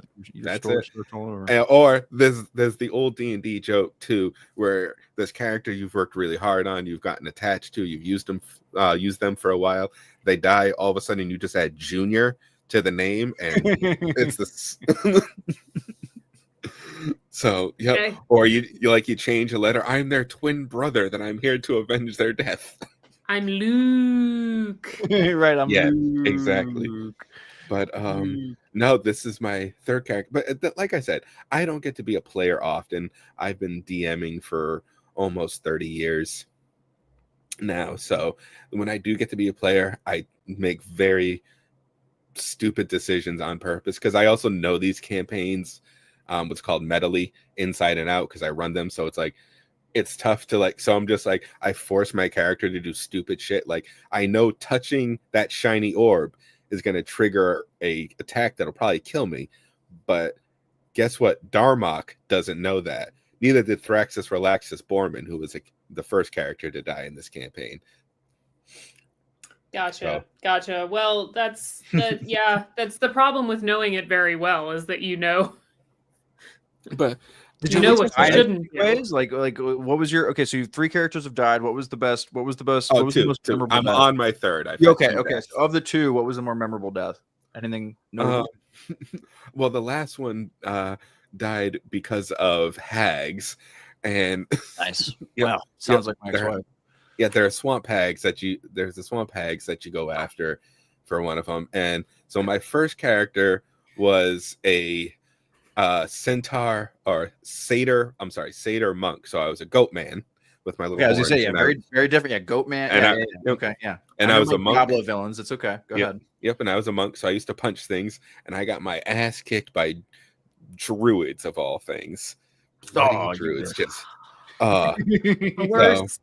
You got killed by a healer, you bastard. Yep. So then I played what's known as what I main as, and a character that I always play. It's a tiefling warlock, which anybody who also knows some D&D joke, that is the stereotype of the bisexual in the group. If you ask a bisexual to make a character, they're going to pick a tiefling warlock. Tieflings. Yep. Yeah. So Tiefling says a lot about my polyamorous ass too. Well, no, that is okay. Yeah, please continue. Go ahead. No. So they actually went down fighting more those hags and whatnot in the swamp. And the DM at one, I was on the ground making what's known as death saves. Yeah. So seeing if he was going to deliver. Then he goes, "Oh, the hag's gonna. No, I shouldn't attack you. You're down. That'll kill you." I'm like, "Do it. Don't you say no. Do it. Just do it. Do it." So So now that was Darmok. I was lazy and kept the same name, so we're on to Darmok number 2. But this time he is a gnome hexblood cleric. So he's a gnome who was cursed by hags, so he has all sorts of weird evil things. And I am a war cleric, so basically somebody who spent way too much time in the crusade style stuff, just holy avenging left and right. Okay. I pray to a war god. That's awesome. Yeah, that's amazing. So okay. Yes, J&B. Yes, and Tully. Darmok and Jalad at Tanagra. Got it. His arms open. Got it. For all my TNGers out there. I love that. Well, so we've been. Jared, did you have anything else you wanted to? Did you have any other extra things you wanted to bring here to the table? I appreciate you sharing your D&D exploits. One of the things I was going to do is, while both of you are here, I was going to spin the wheel for us, but I wanted to make sure we got to anything that you wanted to cover first, Jared. No, we can spin the wheel. Other than Addie, look, you need, where is it? A fucking reverse. God damn it, lightsabers. See, all the lightsabers. I have one. All right, look, hold on. Beautiful sabers. Hold on. Also, Steve, you describing those guitars in Discord was was it fun? Yeah, I do my best. I do my best. I don't. So you can see I've got Kylo Ren's saber, like a toy version of it, like right there. I have Anakin's right next to R2 over there, and then on my shelf above my shoulders up here, you can't see everything right now. I don't have all my other cameras set up, but that's right. Oh, that looks so cool. I love that lightsaber. I think that thing's so cool. I don't think there's any batteries in it. I can't turn it on, but I also have a droid. Oh, that's cool. I have a droid. I have a BB-8 over there. I don't want to move all my shit, but I have a BB-8 over there. Actually, you might be able to see it on the shady cam. Nope, you can't. But I have a little BB-8 that's like pretty decent size. But anyway, so I have a 3D printed Obi-Wan saber from when I went to Celebration Chicago 2019. My wife and I did a few cosplays. I was my hair was not this long yet, so I was Attack of the Clones Obi-Wan, kind of ish, like not quite. I didn't have the mullet quite enough, but I was like, it was more like Revenge of the Sith Obi-Wan. You were full Pope Steve at that time. Yeah, and then my wife was Padme. You'd be proud of my wife. She was Padme, Addie.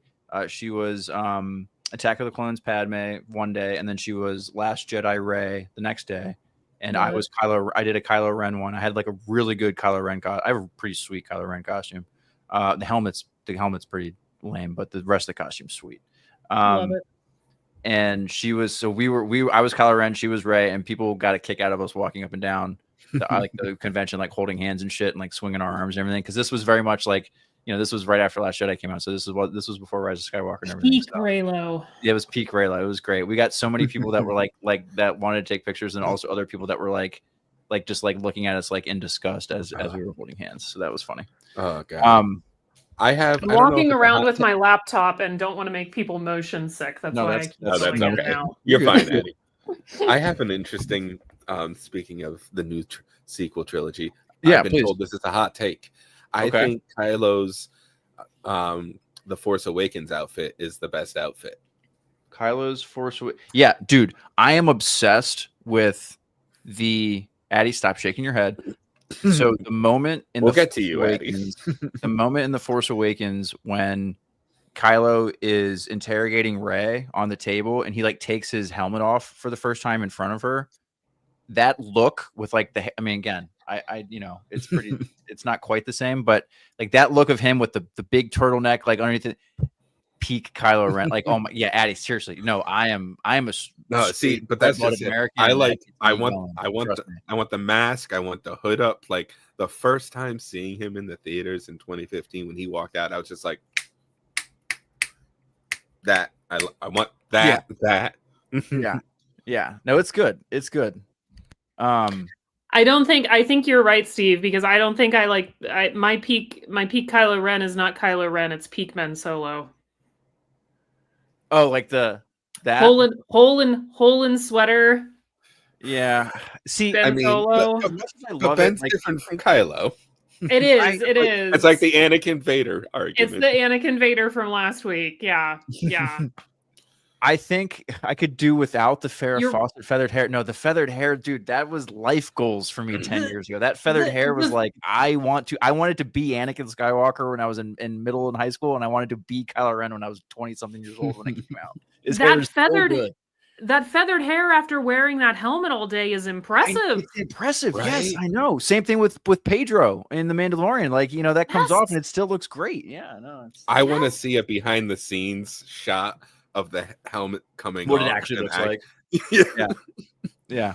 I'll never forget. I saw Beauty and the Beast on stage, like the stage musical, the Broadway musical, years and years and years ago, and the guy playing the Beast had hair shorter than yours, Steve, but still that long, like length, and his transformation back into the prince at the end, it was so stringy and like sweaty from having been in the Beast like makeup and wig and everything for the entire show. It was so gross. It was so gross. It was not the Farrah Fawcett feathered look that Kylo has under that helmet. I love this from Ospenick. The helmet is like one of those hair machines the old ladies send her, the hairdressers. I am 34 years old. I have a decent amount of life experience. I still don't know what those things are other than drying your hair. They're hair dry. Yeah, it's just hair dryers. Oh, they do? Okay, good. I'm glad I'm not that stupid. Yeah. Okay. All right. So actually, all right, while we're all here, and this is what brings us together here, right? The reason we're all here is because not only do we love our boy Ken, if you're watching later on, if you're watching live, first of all, thank you so much for spending your Friday night with me and with Addie and with Jared. You guys are the greatest, but we wouldn't be here because we're all here because we're all huge fans of the Blathering. We're all huge fans of Ken. So please check out Ken's YouTube channel, Patreon, all the stuff, all the things. Get in on the Discord, join Ken's Patreon. You can get in on the Discord where me, Jared, and Addie are talking about all sorts of. That's really the cool kids club. I mean, this is cool and all. Like the Blathering, this is like the little playroom Ken sets up for us, so I don't bother him too much, and then we can kind of have fun as long as I don't get us in trouble. But the Discord is where all the real cool kids are hanging out. So support Ken, get in on that. Check out Ken's show. He will be having a show tomorrow on the main channel, on the Blathering, on Ken's channel, the channel. So there'll be a blathering tomorrow. And I'm not sure what time, but he'll post something. No producer Steve tomorrow, and then I think the next blathering will be on after Saturday. It'll probably be like Thursday or something. But Ken will update you guys during the show tomorrow, and then we might do another pop-up stream Sunday or Monday on this channel too. So, but anyways, while we're doing all that, thank you for the page. Was that Jared? Sorry.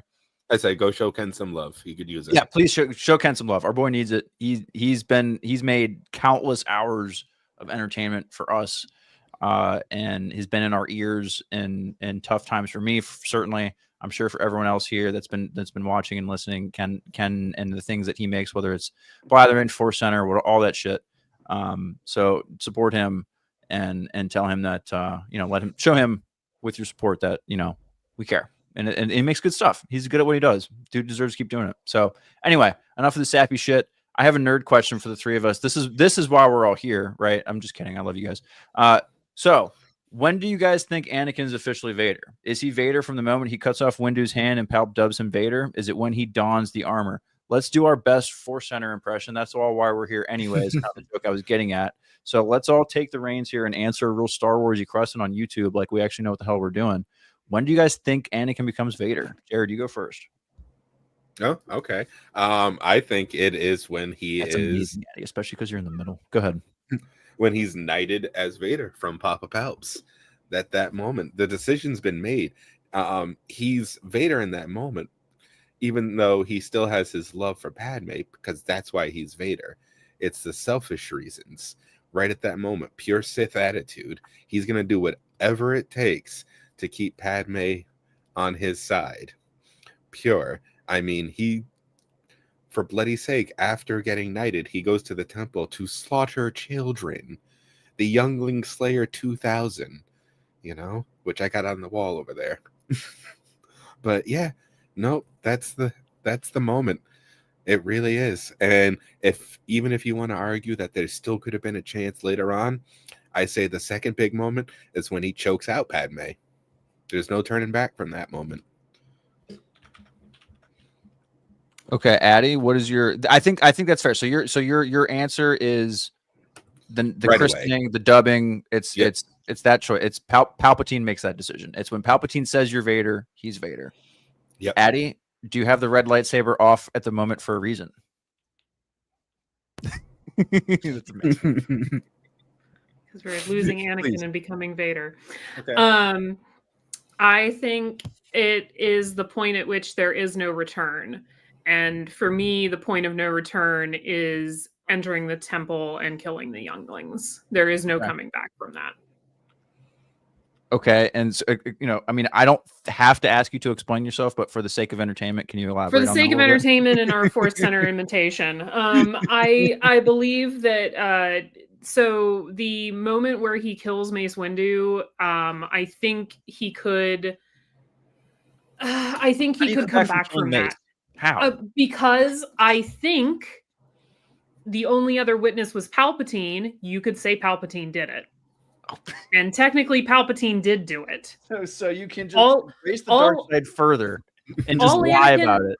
All Anakin did was cut off his hand and disarm him. Palpatine threw him out the window. He disarmed all right. This was not a quote I was expecting to come out of Addie, but quote, all he did was cut off his arm and disarm him, unquote. As we have seen in Star Wars several times, you can survive having your arm cut off with a lightsaber. It's a rite of passage. Qui-Gon Jinn can survive a lightsaber. Hey, that was right down the middle through the spine. I didn't mean that. I'm sorry. As Tully points out, he still feels guilt after that moment. The what have I done guilt that sets in. He feels remorse for that action. I don't believe he feels remorse for killing the younglings in the temple and being a part of Order 66, because that he does not lie to Padme and say he didn't do it, but he also does not acknowledge when she brings that up that Obi-Wan has said he did that. He just brushes us off and keeps going. So I think Obi-Wan's trying to divide us. I think that is his first moment. I think that is his first act as Vader. Is going to the temple and killing the younglings. Okay. That's okay. Well, I'm glad we got two different answers there. Yeah. Go ahead, Jared. You No, can well, I can agree with that. Where, the temple is the solidification, but go ahead, Jared. with the feeling remorse thing, Love you. I feel like that's just even more down the road of the dark side, because it's not remorse in the good way. It's not because if it was selfish true remorse, if it was true remorse, he would have also struck down Palpatine, and maybe taking the Game of Thrones way out too. No, he's not going to kill Palpatine in that moment, because in that moment Palpatine still has the one thing he wants, which is the power to save Padme. You're very right. Very right. He might turn Palpatine over to the Senate, but he's not going to kill him. That's true. He must stand trial. Yeah.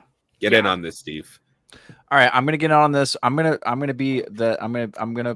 tag in I'm gonna phone a friend here. I'll get in on this. I'm gonna go last though, but I'm gonna phone in a friend because he called in just for this. So I want him to. Okay. He asked specifically for this. So I'm gonna bring on our friend Osvetnik. He's even said he's camera ready. So we got the whole gang here. Look at this. We're going 4 wide. We're going not octa. We're going quad box here on the Blathering Backstage. Thank you so much for joining us, Osvetnik. Thank you so much for tuning in. So what is your opinion here? We're doing our best for we're gonna get sued. Joseph Scrimshaw and are gonna sue the shit out of us. Well, it was really funny when it was the 3 of us, because it was still 2 guys and a girl. We really were the right. Yes. Well, I wasn't. Damn it! Wow. I was thinking the same thing. That part. We don't have to just add ammo to the file during Discovery. You know what I mean? Jared is the nega Joseph. So does that make Ovechkin our Alden? We don't need to recast them like we did the Muppets on Any Time earlier today. Like the boys that don't. Oh, I'm sorry. I hit the space bar by accident. I didn't know that's what that does. Hey, the space bar takes someone in and off the stage. Good to know. There you go. So yes, Osvetnik, please. Enough of the nonsense.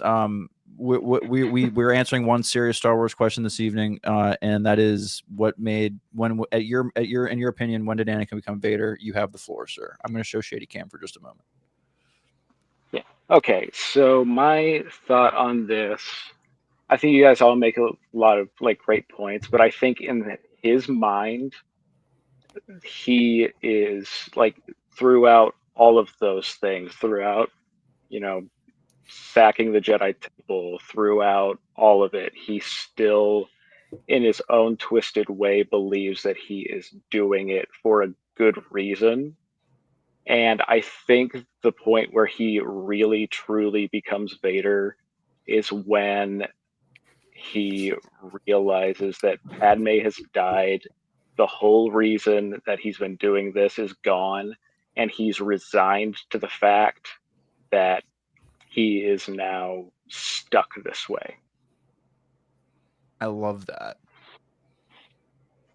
I love that. And he has, and he has no choice. Yeah. So sorry. No, it just, at that point, he has no choice. He's in, and there's truly no going back. There's nothing for him to go back to. That is the most, to me, that's the most heartbreaking moment of those movies. And I don't even think I realized how heartbreaking it was until I started listening to Force Center and realized just the fact that he did all of this to save Padme, and then he finds out that it didn't work. Right. He also realizes he got played, right? Yeah.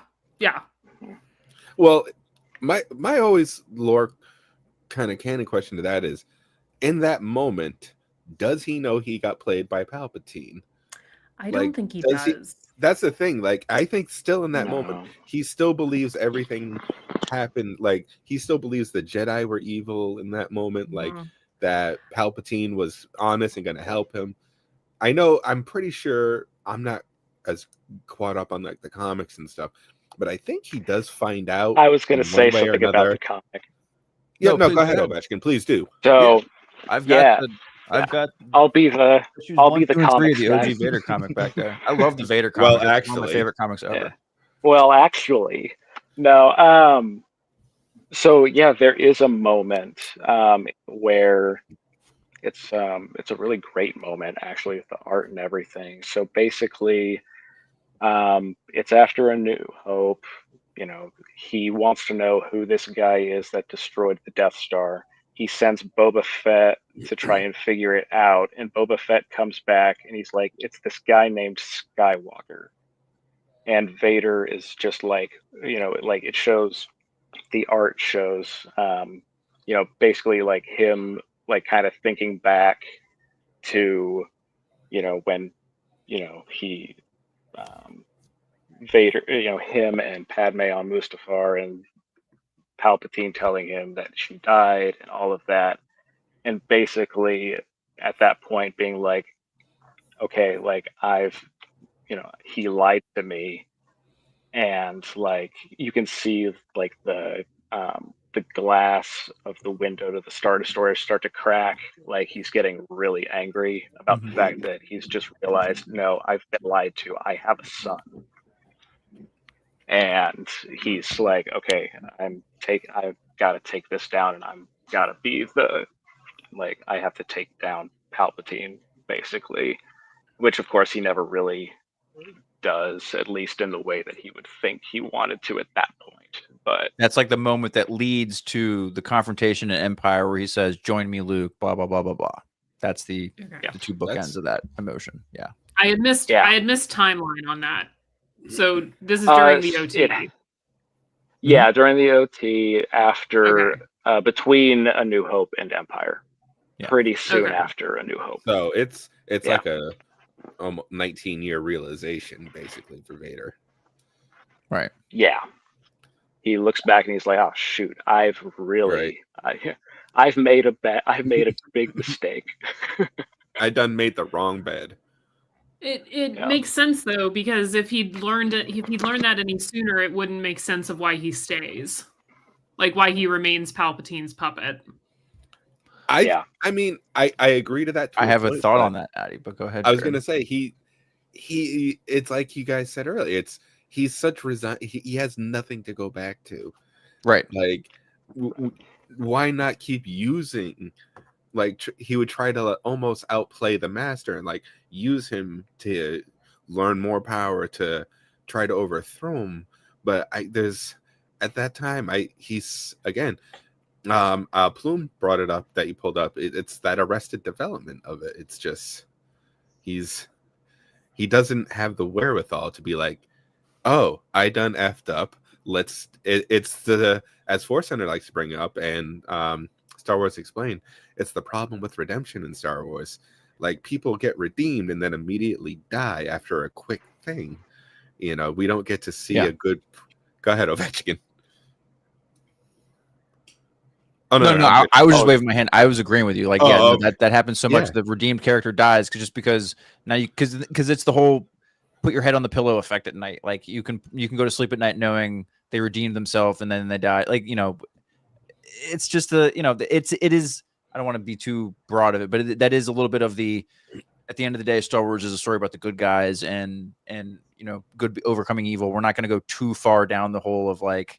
How dark are we going to get in a way? You know what I mean? But I want to bring this up really quick because I want more Kylo Ren redemption tour.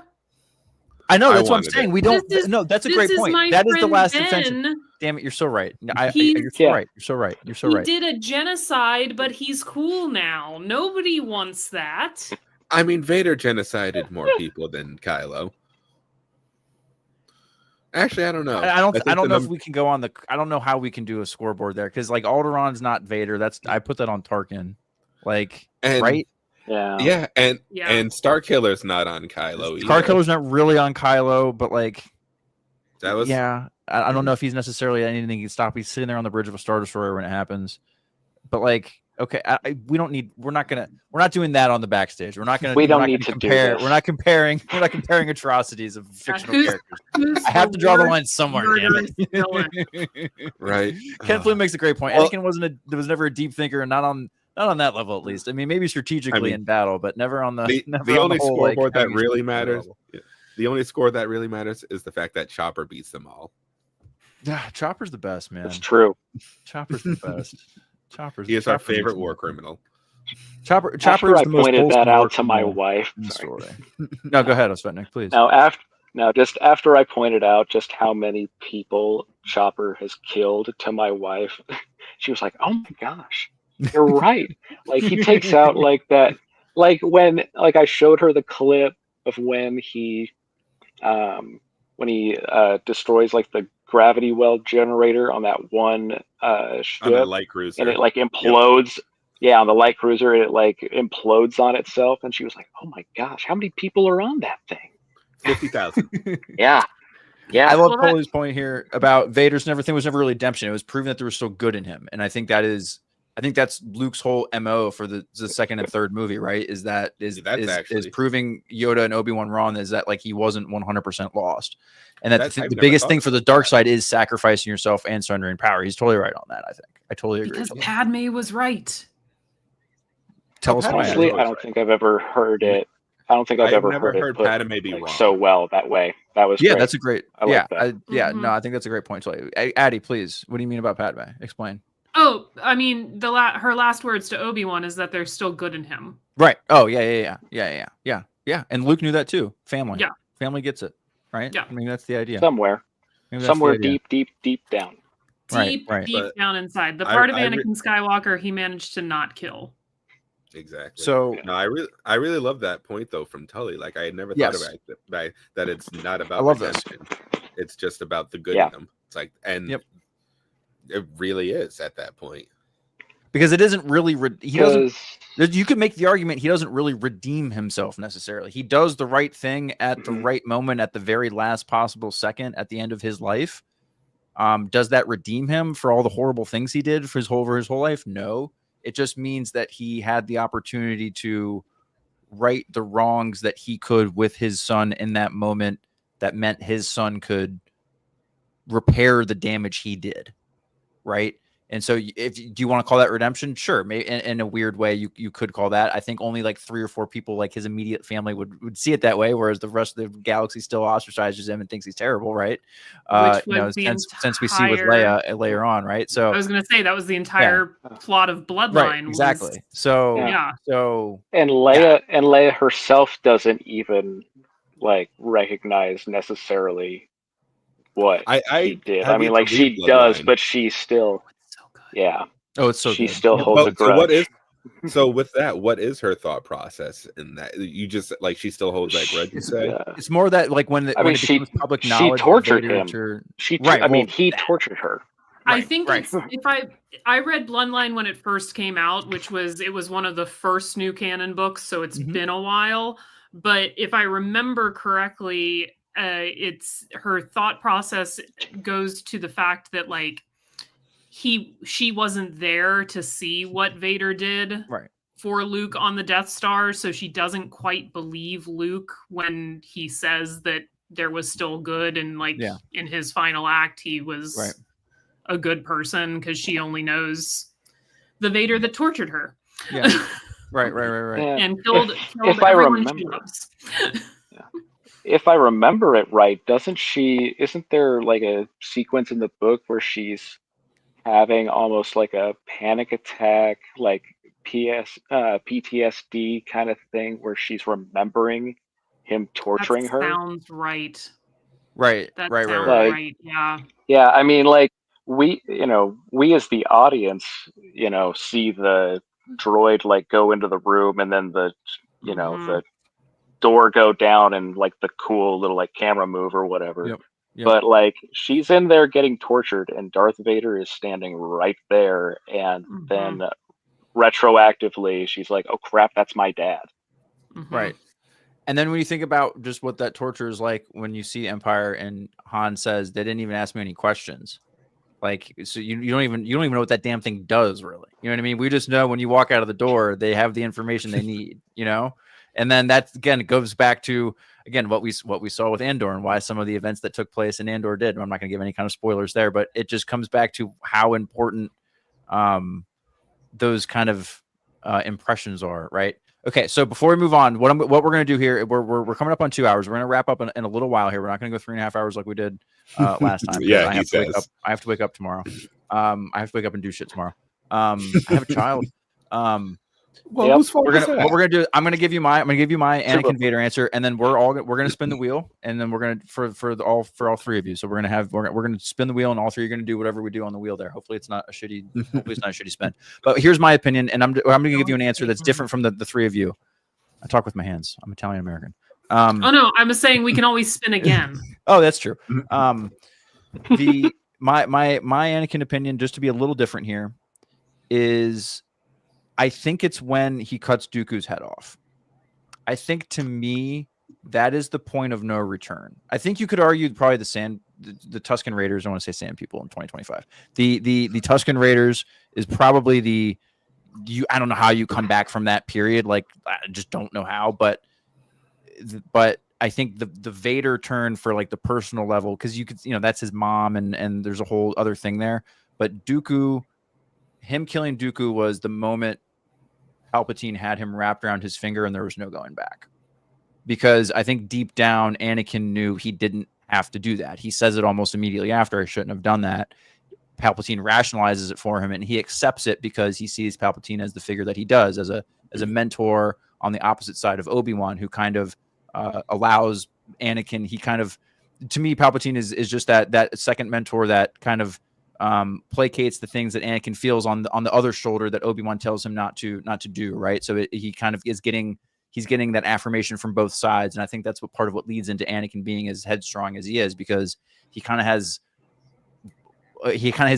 hearing everything he wants and getting everything he wants from someone, right? He's playing both mom and dad in a sense, and so I think when he cuts Dooku's head off, there's no going back. He's really bent the knee to Palpatine at that point. Palpatine knows it. Palpatine gives you that smirk of like, hook, line, sinker, baby. Like that's it. That's in. And then I think from that point, Obi-Wan and the Jedi are just playing uphill with Anakin to a point until he kind of realizes himself that there's a point of no going back. But Palpatine has that moment of like, I told you to do something that you know you shouldn't have done, and you did it anyway. And you're going to continue to do that. So that's it gives him one more thing to hang over his head, because with that idea, the context of the line of "remember what you told me about your mother and the Sand People" gets a little bit darker. Of like, sure I already know your dark secrets, and now I know even more dark secrets. Right. Well, follow up to that then. Do any of us believe, or I feel like a better way to answer this now that with that point you just brought up, Steve, is what point can Padme not save him? Where's the line where not even Padme can outdo Palpatine? I think she still could have saved him on Mustafar. I think he says, I'm more powerful than the Emperor. I can overthrow him, and you and I can rule the galaxy and make things the way we want them to be. She says yes in that moment. They go. But this requires Padme to just, abandon all of her principles. Okay, right. Yeah. Well, that's I wasn't. It requires Okay, it requires Padme to be a completely different person. But you're saying the moment, like, she could still save him in that moment if she says yes. She never will, but she could save him at the cost of the galaxy. Yes. Well, I always enjoyed the fan argument then too. In that moment is, if Obi-Wan didn't walk down that ramp, if Obi-Wan wasn't on that ship, does she talk the sense into him on that landing platform? Because it's when he sees Obi-Wan, it senses Obi-Wan. That's the breakdown, I feel like, too. I don't think she gets to talk edge, right? I think she doesn't get to talk sense into him until the Emperor is dead. I think they have to go back to Coruscant. He has to get, like, Palpatine has to be removed from the board for her to be able to actually save him. Interesting. Okay, I wasn't sure what you were getting at when he says yes, but now I get it. Okay. His hooks are too deep in Anakin. I don't want to go on for another 30 minutes on this, but do you think Anakin... Okay, no, we're good. No, I have a question on this, though, just really quick, and try to answer this, each of you, within 30 seconds. I do want to hear your thoughts on this, so let me go ahead, and I'll answer my question next. Go ahead. What were you going to say? Just when I think the point about Dooku is really interesting.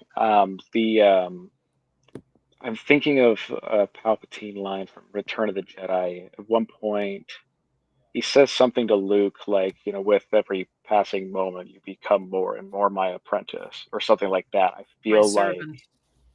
yeah, my servant. Yeah, I feel like that might be the moment where, like, where Anakin probably passes that line or crosses that line into having like completely fallen into the trap. Right. But then the thing that's most interesting about Palpatine and Anakin in that movie is how Palpatine does like all the classic like I guess like bad relationship stuff. Like he kind of like separates him from like all of his support systems, and like I'm the only one. Right. Like he manipulates it so Obi-Wan is sent off.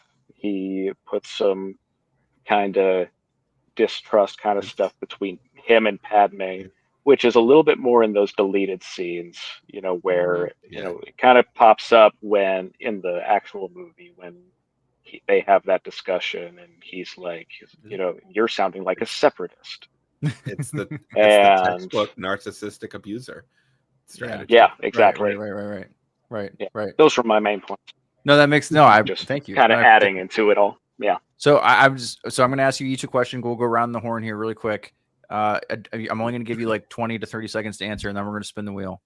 At that time, because I think Andy Fink makes a good point here. If Anakin went with Ahsoka to Mandalore, it's probably where things need to change. You got to keep him away from Palpatine. Totally agree with that. You have to. That's the key, right? Keep him away from Palpatine.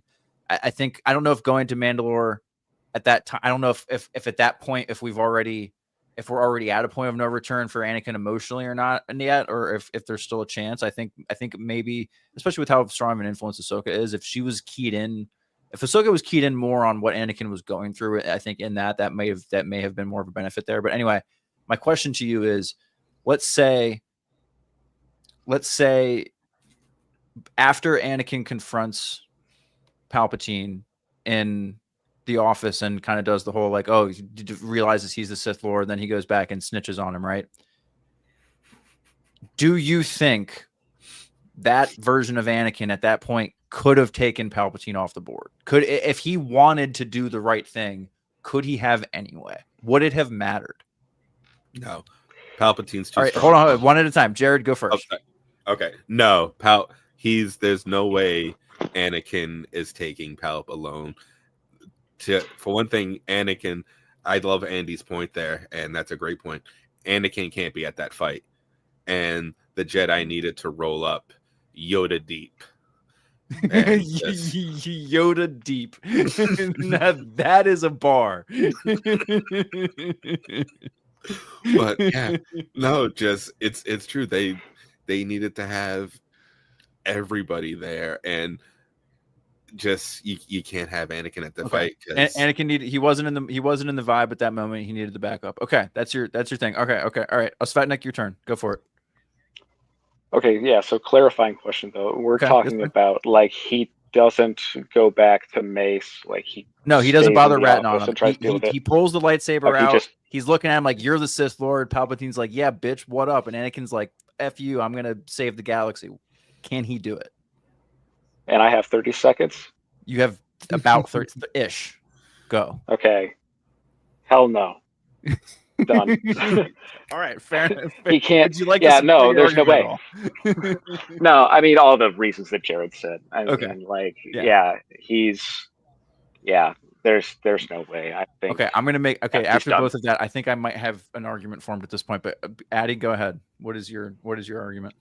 I'm with Jared and Svetnik. I don't think so because go ahead. Because he in that moment he tries to. He draws the lightsaber, he ignites the blade, and Palpatine talks him out of it by saying the one thing that keeps him in Palpatine's thrall, which is, I have the power to save your wife. Yep. Yes, that's true. Join me, learn about the power of the dark side, the power to save Padme. Yeah. I think use my power. I beg I think you. that is a Yeah. yes, and I think that's a great reflection of the Dooku moment in that he again listens to Palpatine in a moment of crisis when he has the lightsaber drawn and it's a version of life or death, and he again listens and does what Palpatine tells him to do.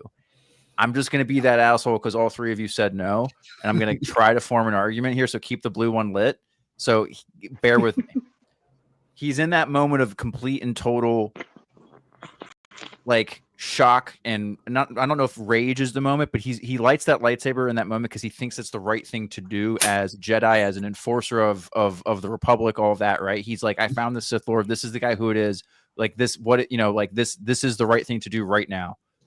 I think you can make the argument that he could do it for this in a similar reason to why Luke was able to overcome Vader at the end of Return of the Jedi, and that he's able to overcome and tap into these emotions like that we've seen previously, whether it's with what happened with the Tuskens or just when Anakin gets super, super emotional, he just kind of loses himself without, quoting Eminem.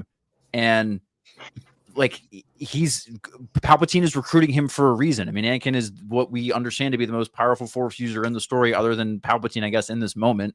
And Palpatine is kind of unarmed at this point, as we know. I'm sure he has a lightsaber up his sleeve, but I got to think the Chosen One, if he wants to take him down in that moment, thinking that he could save the galaxy, knowing that he's already made the decision that the galaxy is more important than his wife, I think you're right that mentally he wouldn't do it. But I'm assuming here he's already taken that step. That would be the argument to take it. And I don't necessarily believe all of that. I just kind of did the good radio thing to give the audience another side. So fair and your balanced. point, Steve, I think he could.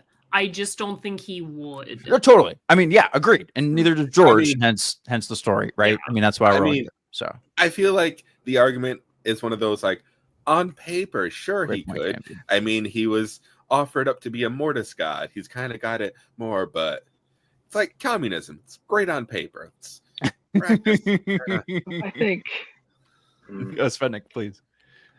Well, I think that I think the Chosen One argument gets a little overblown. Yeah. And here's why. Okay, so no, I totally agree with you. Just because he is, fated by prophecy and midichlorians and everything, Palpatine is smarter.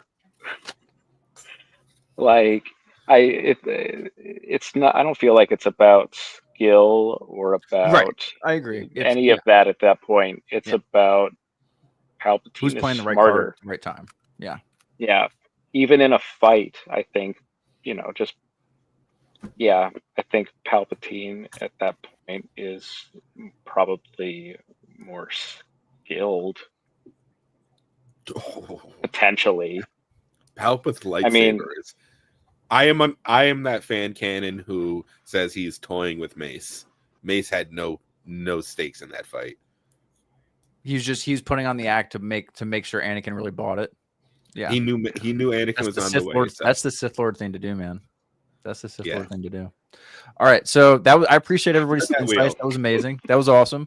Thank you so much. I appreciate that. We did a Star Wars podcast for 20 minutes, guys. That was longer than 20 minutes, 30 minutes. That was great. All because one person asked one little question, and we just went, and that's awesome. So I appreciate that. Thank you again to everyone who's hanging out with us. We're gonna be wrapping up here in a little while. But we're not quite done yet. If anyone has to go, please don't feel like I don't want to feel like I'm keeping you, but if the three of you would like to stay on, we can spin the wheel and go from there. And then anyone in the chat who's watching along, you can feel free to answer to the questions to the wheel if you want to hop in. I got a full thing of grape drink. Let's do this. Oh, grape drink. I don't even want to. I'm not even going to ask what's in that grape drink, Jared. Crystal Light. Okay, just Crystal Light. Just Crystal Light. Okay, good. I don't want to incriminate you on the internet, Jared. It's fine. I am a liquor manager who doesn't drink. And what was that, Jared? I am a liquor manager who barely drinks. Okay, well that's honorable. That's honorable. Well, okay. So here's what we're gonna do. I'm going to share my thing here. Addie, I'm gonna kick your PowerPoint from the studio. No offense. Oh no, but it kicked Addie. No. I just kicked Addie and Is didn't she kick. safe? No. Is she Is she in all the green right? room? Oh, that's the. Oh, I feel so. She is never gonna let me live this down. Nope. Is she in the green room still? She's not banned or anything. She can come back. She's not in the green room. She's just. I just kicked. Oh god. I thought I kicked She's out just her gone. screen, not her. Oh god. Well, this is Oh, what it's for, right? We're Man, we were- learning. We were so close like tonight with like decent luck on She's Back. I'm Addie, I'm sorry. I We hope were you'll this forgive me close to one day. I know greatness. it's gonna take a while, but I hope you forgive me one day. Oh, was it's rough. fine.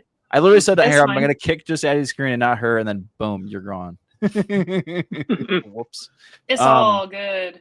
Okay, so I'm gonna share my screen here in just a moment, and we are going to spin the wheel because this is the kind of stuff we do on the backstage. I'm just setting stuff up here real quick. Hi, friends. Thank you again to everyone who's here. If you're joining us live, you're amazing. The link is in the chat if you want to come hang out. We're about to spin the wheel. If you're watching this on demand, man, I keep saying on demand like it's Comcast cable box in 2008. Thank you anyway for being here. It's awesome. We're going to spin the wheel here with our friends. I'm just getting this all set up, and we will do so. This is Blathering Backstage. This is what we do. We just have a good time. We don't have anything too organized. We have a nice big tent for everyone to come in and hang out. We're going to add this to the stage. We're going to add our friends to the stage. We're all here. Are you guys ready to spin the wheel? It's morphin' time. Spin that All wheel. right, let's see what the hell's on here. I haven't even told you guys what the topics are, so I'm really putting you on the spot. So let's see what we get. Pick a bone. Pick a bone. All right, this is a great topic. Pick a bone. All right, so I'm going to explain this while you guys kind of have a chance to think about it, and then someone's going to need to volunteer to go first, or else I'm going to have to tell you who's going to go first. So pick a bone is basically what are you like ornery about? What are you pissed off about? What do you want to complain about right now? Who's pissing you off? What is bothering you? This is your 30-second soapbox. And I'm going to give each of you exactly 30 seconds. I'm going to cut you off at 30 seconds. I'm not being rude. I'm just being a decent radio host. So who would like to go first? Who has a bone to pick? I got one. All right, Jared, you have a bone to pick. I got a Jesus rant. Christ. I got a was gonna say, random for the bone love to of pick. God, someone say something. All right, Jared, are you ready? 3, Go for it. 2, 1. Pick a bone. So why the hell is it that a 21-year-old whiskey is multiple hundreds of dollars, but a 50-year-old rum is like $50? They both sit in the barrel. They both have been distilled. Why is my whiskey so bloody expensive? The one thing I barely drink, it is Scotch, and it has gotten too pricey. And for some reason, rum 3 times the age, quarter the price. I don't understand this logic, and no one's been able to explain it to me in 20 years. 30 seconds.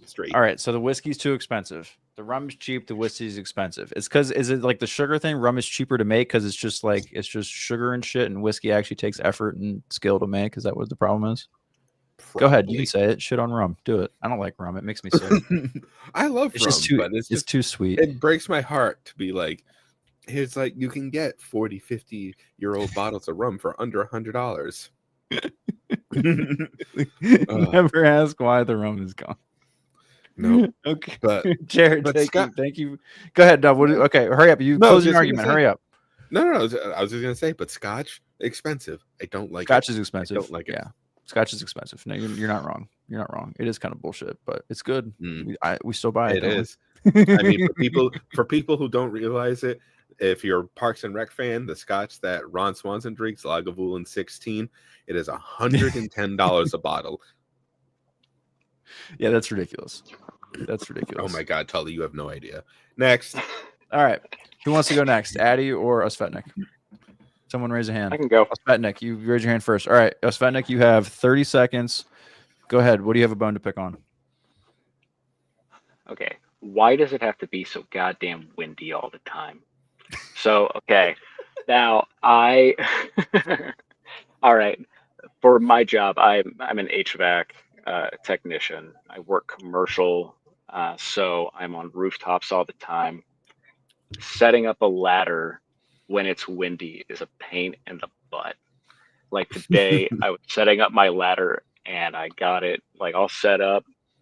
I went to go and grab something to get it tied off on the top, All right, that's and 30 I seconds. turn around. Hurry I up. turn around and it's starting to fall over. I had to catch it. It's fucking windy. It's too damn windy. Fucking windy. Al Gore had a point. Stop all the damn wind. Climate change is Just causing stop. too much wind. All right, it's too windy. All right, Yep. Addie. I you have could a give bone you to a pick? science. I could give you a scientific explanation as to why climate change is making it more windy, but I won't. Save that for Thursday. When did wearing headphones stop being the universal sign for "don't talk to me"?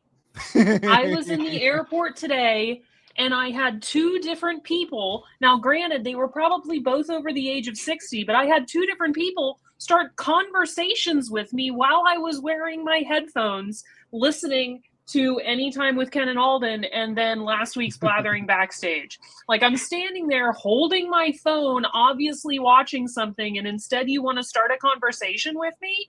I am wearing headphones. Leave me alone. God. And were they the nice big 34 headphones you got seconds. on You got to now? go a little long, but you were here all night, so that's Addie wins. that Yeah. was good. I also have If it's something a in my eye. competition, I'm so Addie sorry. wins. Sorry, my glasses have been fucking up for an hour and a half. Yeah. All right, no. that was awesome. Great. See, that's No, the magic of the wheel. Go ahead. They were not these headphones though, Jared. They were they were like my in-ear AirPods. AirPods. Oh, Yeah. are those the I don't mean to get up in your business, Addie. Are those the Apple over-the-ear headphones? Yes, they are. Holy shit, those things are so nice. I want those so bad. I'm so jealous. I just want some good wireless headphones. My See, AirPods are great. I feel like I'm one of those outliers where I cannot do any in-ear stuff. I have these Right. that I use a lot of the time, and at work I have bone conductors, so it wraps around and then just sits outside. I run with those. Oh, they're so good. My autism cannot have things in my ear. Let's get it out. I like running with the bone conductance ones because I can still hear everything around me, so I can hear if somebody's like coming up behind me or something like that. So it's a safety thing. I would prefer to travel with these, but they're just so they're so big to like pack in anything. Right. Well, you imagine you have like a little case is just case. I do. I have right. Yeah. Yeah. No, I hear you. My AirPods case is much smaller and fits in my purse. Of course. It's Jambi purely makes a great point. ergonomic. Chicken wings are more than pizza price. It's out of control. Chicken wing. It's ridiculous how much chicken wings cost anyway. Svetnik, go ahead. Oh my God. I was just gonna say it's purely ergonomic. I would love cans, but like and these are perfect for work too. Put this in my ear and I can be on the phone and hands free and what it Same. is. I do AirPods for work too, but I wear these when I'm on my PC. But yeah. Okay, good. So I'm glad we all picked a bone that we all thought was adequate. See, that was a decent. Steve, wheel. you did not pick Steve. a bone. Yeah. Well, I'm the host. I don't always pick. I'm not, okay. All right, I'll pick a bone. All right. Shut the fuck up and pick a bone. All right, I'll pick a bone. Thank you. All right. So I'm a farmer's market guy, right? So I go to the farmer's market with the family on Saturdays, and that's where we buy our meat. Because as Gucci as it sounds, once you've had chicken breast from like a farmer's market instead of the Purdue Tyson's shit, no shade to anyone who works for Purdue or Tyson's, that you get at the grocery store, it's just so much goddamn better. It is a little bit more expensive, but it's just so much better. So anyways, we go to the farmer's market almost every Saturday to get our meat.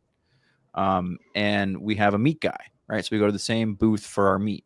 And the meat guy has a rewards program where every $50 you get a stamp on your meat card. And so once you fill up your meat card, you get a free $50 worth of meat. Okay. Just about every goddamn time I buy my chicken, my sausage, my ground beef on a week, it's like $48. You only get a stamp for every $50 spent, right? This motherfucker, if I spend $96 on meat, guess how many stamps I get, guys? You get one fucking stamp. One stamp. $94, $96, $95 in meat, and I get one fucking stamp. Laser Bolt, I know you'd give me two meat. We said meat. You said meat enough times, and Laser Bolt appeared. Yeah, he gets it. Laser Bolt, I wanted a chicken on your flight this evening, but I literally couldn't figure it out with like my screen shit that was going on, and I thought if I put the sound on, I was going to break everybody's eardrums. But I hope you had a good flight. I checked in with Laser Bolt and his folks. They were doing an awesome. I'm going to do a little tangent here for our boy Laser Bolt who just joined. But they did a great Friday. He does a Friday night stream where they do Friday night flights. Him and his boys. They pick a cool aircraft, do a flight route. They show you what it all is. Laserbolt talks to you about the aircraft, all the shit that's going on. It's awesome. I tuned in for a little while. I love watching it. I put that on when I'm playing games a lot because it's very relaxing to listen to. So thank you, Laser, for chilling in. Check out Laserbolt and his forest meat sweats. He says his meaty sweats was tingling. And yeah, go check out Laser's May 4th video. I helped him out with that a little bit. Oh, that's awesome. That's some funny stuff. For sure. Yes. Oh, that's amazing. But yeah, I know for sure if I bought $94 of meat from Laserbolt and I was getting $50 a stamp, he would give me 2 stamps on $94 of meat. But not my meat guy that I've bought hundreds of dollars of meat from at this point. Sorry, go ahead, Addie. To your point, I had I bought this garbage can.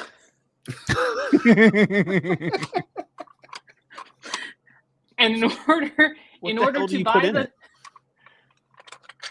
whatever. Candy. Oh, candy. Excellent. In order to buy the garbage can, I also had to buy at least a half a pound of candy. But were there any scales in the candy shop to know how much this was in this bag before I took it up to the cash register? Absolutely not. I bought almost 2 pounds of M&Ms. Yep. There's not because I got two trash cans. Okay. Addie, it was bring your own scale. Right. But I was like, how am I supposed to know? How am I supposed to know I have enough? How am I supposed to know that I have a half a pound of M&Ms? Right. Actually, Steve's meat rant reminds me of another little bone I have with foods. Organic food, supposedly, according to the marketing, it's, left alone, nice, natural, all stuff. But yet it's going to cost 5 times as much. I know, Addie. I know they're lying to me. But I'm just like, so hang on. This corn you supposedly did nothing to is going to cost me 10 times more than the corn that people did things you don't like to. Like, I don't understand how organic food can, like, sell itself that it's more expensive. Organic. It's really expensive to not do anything to it. The manpower involved in not doing anything to it is so expensive. Mm-hmm. I don't get it, bro. They have a good marketing person. That's a good bone to pick. That was a great bone, Steve. Way to go. Thank you. Appreciate that. All right. Well, we are coming up on midnight right now, so I'm going to let the 3 of you decide. This is a democracy. We can either wind things down, or if you all would like to do one more wheel spin, we can do one more wheel spin and then call it a night. What do you guys want to do? We're here. Fuck it. Jared says, fuck it, we're here. You guys down for one more wheel spin? I haven't been up this late in forever. All right. Well, then we're going to keep, we're going to it's only 11 o'clock where Andy I says am. Addie, you gave me the excuse at my last band show that you couldn't do it because it was late. Now that I know you can stay up, you're at the next show, July 7th. But then I have to drive home, Jared. That's what Are you playing at Plymouth again? That's like an hour drive. You'll live. It's Massachusetts. Everything's an hour drive. All right. Well, I don't want to keep you up too long, so let's get the wheel back on here. Here we go, folks. And Laserbolt hasn't been here since we spun the wheel, so let's spin the wheel and then we'll call it a night. Here, let's see what we got. While the wheel spins, Steve, thank you for being good producer, Steve, and everything you do for the channels. Oh, thank you great. So much. Oh, thank you. Yeah, this has been a lot of fun. Oh, you guys are awesome. I appreciate you guys. Appreciate you. Yeah, this is the Republican category on the wheel. I appreciate you guys being here. I appreciate everyone watching live. Appreciate everyone in the comments. Everyone who's called in. It's been great.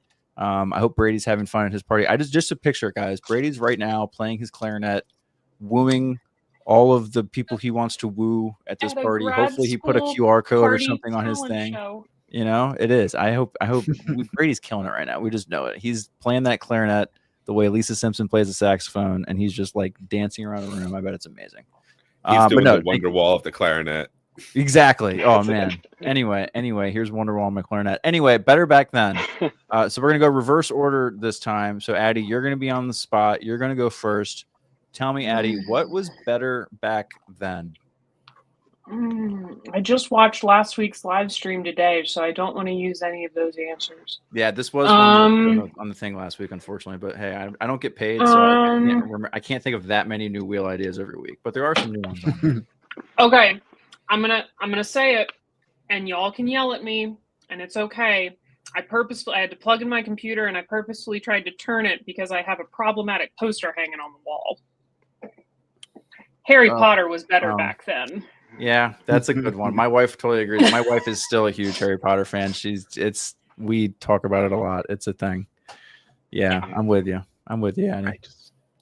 I got Enough said. Quick 20 seconds. 8th grade, my whole English class was made to read Harry Potter, and I was still a big Lord of the Rings guy. Read it, and I went, "What is this shite?" And hated it. No, I have a kinship with Hermione Granger, and it's one of the reasons why I can't give it up completely. She's a terrible person, for the record. I do not Hermione. Hold on. J.K. Rowling. Oh, I thought it was Hermione. I was gonna say I'm writing that down because I would love to have that conversation on another backstages. Please, Addie on why Hermione Granger is a terrible person. I was literally about to write that down, but okay, go ahead. J.K. Rowling is a terrible person. Yeah, no, that goes and needs to keep her mouth shut. Yeah, it's unfortunate that the new Harry Potter stuff is gonna line her pockets, but what are you gonna do? Hermione Granger made it okay for me to be the silly girl in the front of the class with her hand in the air. So I have a very complicated relationship with it. Yeah, no, I get it. Like I said, me and my wife talk about it all the absolutely. time. She has a tough time with it. Well, that's a good one. I mean, not a whole lot else has to be said on that one, Addie. You can just say, yeah, Harry Potter, and I think just about everybody agrees with you. So, yeah, good one. Very good one. Svetnik, what was better back then? Snow days. Fuck yeah, that's so true. Okay, so for a few reasons. Now, one, from the standpoint of when you were a kid, it meant you got out of responsibilities. As an adult, you still have responsibilities on a snow day. Yep. That's just one, but yeah. Now, from a actually now versus then. So now, thanks to everybody learning that, over the pandemic, that you could do school at home. Now there are built-in. Yep. Hey, Laserbolt. Boo. Boo. Oh, I know. okay. It's okay. All right. Come on. It's all right. It's all right. No. But yeah, thanks to everybody learning that online, learning and doing school from home is a thing. Yeah. Now, built into the year, there are maybe 4 real snow days, and every one after that is you have to sit home and make your kid do homework at home during the snow day, which with a 2nd grader and a kindergartner was one hell of a time. I want to go out and play in the snow. Not until you've done 3 or 4 things on the bingo card of AMI. The whole thing. Right. That's a good one. You're so right. It's that and for the working folks, COVID killed the snow day because now we can do everything remotely. Not everybody, but for a lot of people, especially in the lines of work I've had, there is no such thing as a snow day anymore because we all work remotely anyway. So tough shit. Yeah. You know what I mean? So even when I worked at a place where we went in the office, it wasn't, oh, the office is closed, you all have the day off. It was, oh, the office is closed, work from home, do everything you're supposed to do. So it's like, well, shit. Now it's really the way I used to. It's even just killed the sick day. Oh, well, no, hell that. If I take PTO, Addie, I am sitting on my ass and watching so much Netflix. Get the hell out of here. If I'm on PTO, you can piss off. It must be nice to have a job where you have PTO. Yes, that's true. Oh, that is true. That is true. Touche. I apologize. Now, I'll say, as the person who brought it up, sorry. Yeah. As the person that brought up snow days, I do kind of still have snow days. Before the roads are, all figured out. Before that's all picked up, I have to drive everywhere for different job sites and stuff, and they don't want us on the roads. They don't want us on rooftops. So I kind of get snow days. I get snow days too. Yeah. Oh God, I've had many jobs where I either do or don't. For 15 years, I worked in the medical field. 5 of them being in an OR. So You get nothing. there's 15 feet of snow on the ground. Call the cops; they'll get you here. I have been escorted by state police driving behind me to make sure I get safely to the hospital.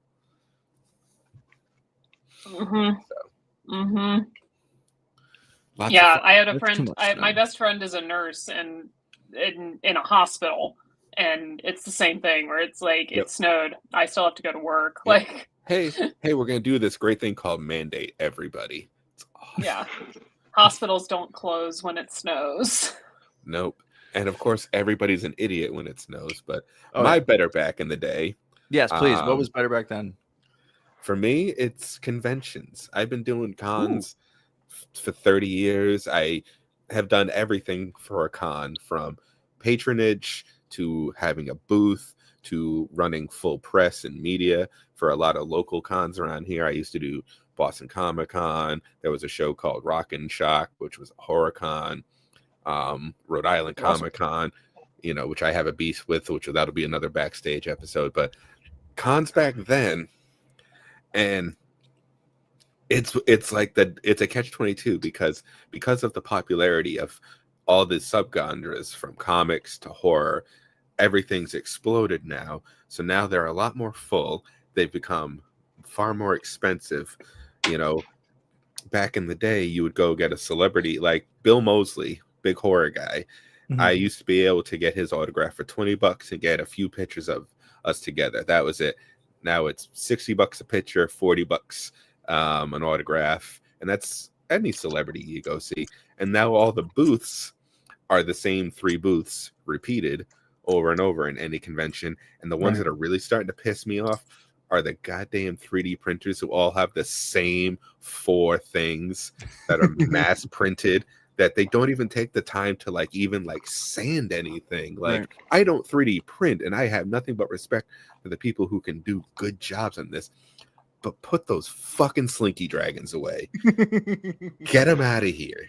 God fucking damn it. Sorry. But yeah, I feel conventions were better back in the day. That's a good one. That's a good one. So I don't know if I used this one last week. Someone will have to remind me because I don't actually remember. Addie, you just listened to the episode, so you'll remember. But I think the one I'm going with this week, if I didn't use it already, was weekly television. Did I say that last week? Yes. Sounds familiar. Damn it. All right. Well, that You was did my weekly television, and I think Alden did social media. Okay, I totally agree with you, by the way. Yeah, well, thank you. Because, dude, I don't have enough fucking time to watch 3 hours of fucking Andor on a goddamn Tuesday. I don't have time. I just started Andor last night. I stayed up until I fell asleep during the second episode this week because I was like, I gotta watch this. So I stayed up. It was 9 o'clock. I watched the first episode. I watched half of the second one. I woke up and realized I had fallen asleep during part of it. And then, so I was like, okay, this has to end. I have to go to bed. I woke up at 5 a.m. the next morning because that was just what time I woke up, which is why I'm not usually up this late. We're almost done. And I was like, well, I might as well watch the last 2 episodes of Andor because God forbid I don't watch it within the first 6 hours of it coming out and someone spoils it for me on social media. Right. I've actually been, to speak to that, I have been very lucky. I have heard very little spoilers that I couldn't have guessed. There has been some obvious, but I have no idea of the main plot. Zero. And I have only watched the first episode last night. Okay, Jared, I saw you post this wherever you posted this. Are you just starting Andor from the beginning? You haven't watched any of it? Nope. Haven't watched any of it. I've only watched episode 1 so far because I'm not going to watch 3 of them at once. I'm going to take them one day at a time. Right. I mean, that's amazing. I'm with Steve. Steve, weekly episodes. Boom. Weekly episodes. This is what taught me TV right here. These guys. Right. Well, yeah. Look at you. For me the heyday of my TV, and this, I mean, I'll come up with a better back then here while I'm thinking of this, but the heyday for my Sunday nights of weekly TV was back when like Mad Men was on. It was Sunday nights. You had Mad Men on AMC, Breaking Bad. I wasn't a huge Breaking Bad fan, but a lot of my roommates liked it. And then we'd slip over to HBO and we'd watch Entourage because it was a bunch of college age guys, Game of Thrones, and then True Blood. That was a Sunday of incredible trash and excellent TV all kind of mixed together. But that's what we were dealing with on one Sunday back then. Like, that's how much better TV was just 10 years ago compared to what we get now, where everything's streaming or it all drops at once or whatever. Steve, So that wasn't TV. That was HBO. It was HBO. You're right. Well, no, Mad Men was on AMC. To be fair, I know, Mad Men was on AMC, and that was True Blood on HBO? It was, yeah. Okay. For some reason, I thought it was Showtime. While you think, Steve, I will vamp about my problem. I agree. I don't like having to binge watch something all at once. Like, I feel like with Andor, I have to watch it because otherwise I'm going to be spoiled. Yeah. But there are certain shows that you can get away with not watching the entire season as soon as it drops. Like, I managed to watch all of Severance months after the second season ended and had absolutely no idea what was going to happen. Right. My problem with weekly is that unless I am really into it, I forget about it. That's fair. Object permanence. That's fair. That's fair. So I like, would say I haven't watched The Pit yet. I hear it's very good, but I was purposefully waiting to have all of the episodes to watch at once. I like the idea of having your own pace for it, for sure, because then there's like, you're not under the pressure, and then if you get the binge bug, you can just hit to the next episode. For me though, it's so much like what we're doing right now. I want to read and hear people blabber about an episode for 5 days until I watch the next one and hear all the crazy theories and hear everyone talk about it. And we'll make all the inside jokes about the characters we like. And like, I want to be part of that experience for 5 days and then go to the next episode. Because when Stranger Things comes out and it all drops at once, we have that conversation for a week. And then we're on to the next thing because we all have ADD. Do we still care about Stranger Things? Well, you know what I mean. I'm just using it as an example of like something that drops all at once. Bastard. I know, like, yeah, it's relevant for a weekend, and then that's the end of it. Right. I have to agree with you. I want to enjoy my food. I would love to have had 3 2-hour Force Center episodes for each arc instead of 1 2-hour Force Center episode that covered all 3 episodes. Like, you know what I mean? Like, I would have rather gotten 2 hours on each one. Are you trying to kill them? Yeah, seriously. No. If it was weekly, one episode at the time, they would have been able to do it. I totally get what you mean. I don't want to kill them. I just need commute entertainment. I'm really glad I went on vacation, because at the start of vacation, I was officially caught up on my podcasts, and now I'm behind again. Yeah, I'm behind on Gemstones. I'm behind on Last of Us. That's just having a child, though. So I liked binging when it was just a little Netflix thing. When everybody else did weekly, but Netflix was the only one. It's like, here's everything at once. Those binging was better back then. Holy shit. Damn it. There you go. Svetnik. Now I can't. All right. Can I? No, you've been talking about it the whole time. Yeah, that's true. well, and that's what I talked about last week, though. We came to it backwards. Yeah, that feels like a cop out, though. No, because you talked about that weekly television was better back then. All right, no, you're right. You're right. Model. Now you're saying that binging was better. Binging was better back then. No, I was fighting because there was less of it. No, you're right. And it was just better. There's less of it. Concentrated. Yeah, it was better concentrated. All right. I also just wish we were young. Also, we were younger back then, and we could deal with being up that late and didn't have like child responsibilities. Steve, listen, I graduated in 2004. I am working with kids born in 2008. Yep, I get it. Oh my gosh! My wife is working with kids who weren't born when The Force Awakens came out. Fuck you. I know. Yeah. I know we're wrapping up, but when I went to see Revenge of the Sith in theaters, I was at work and I went straight from work to the showing, and I changed into one of my Padme shirts to go. and one of the students who works for another professor was sitting in the space that I had stopped in, that we share in our research lab, and she was like, "Dr. C, are you old enough to have seen Revenge of the Sith when it was in theaters the first time?" Oh no. And I was like, "Jenna, how old do you think I am?" And she was like, I think you're in like your late 20s. I was like, "Bless you, child. I'm gonna go take my I was gonna back say, pain isn't this a medicine." compliment? Right. Right, yeah.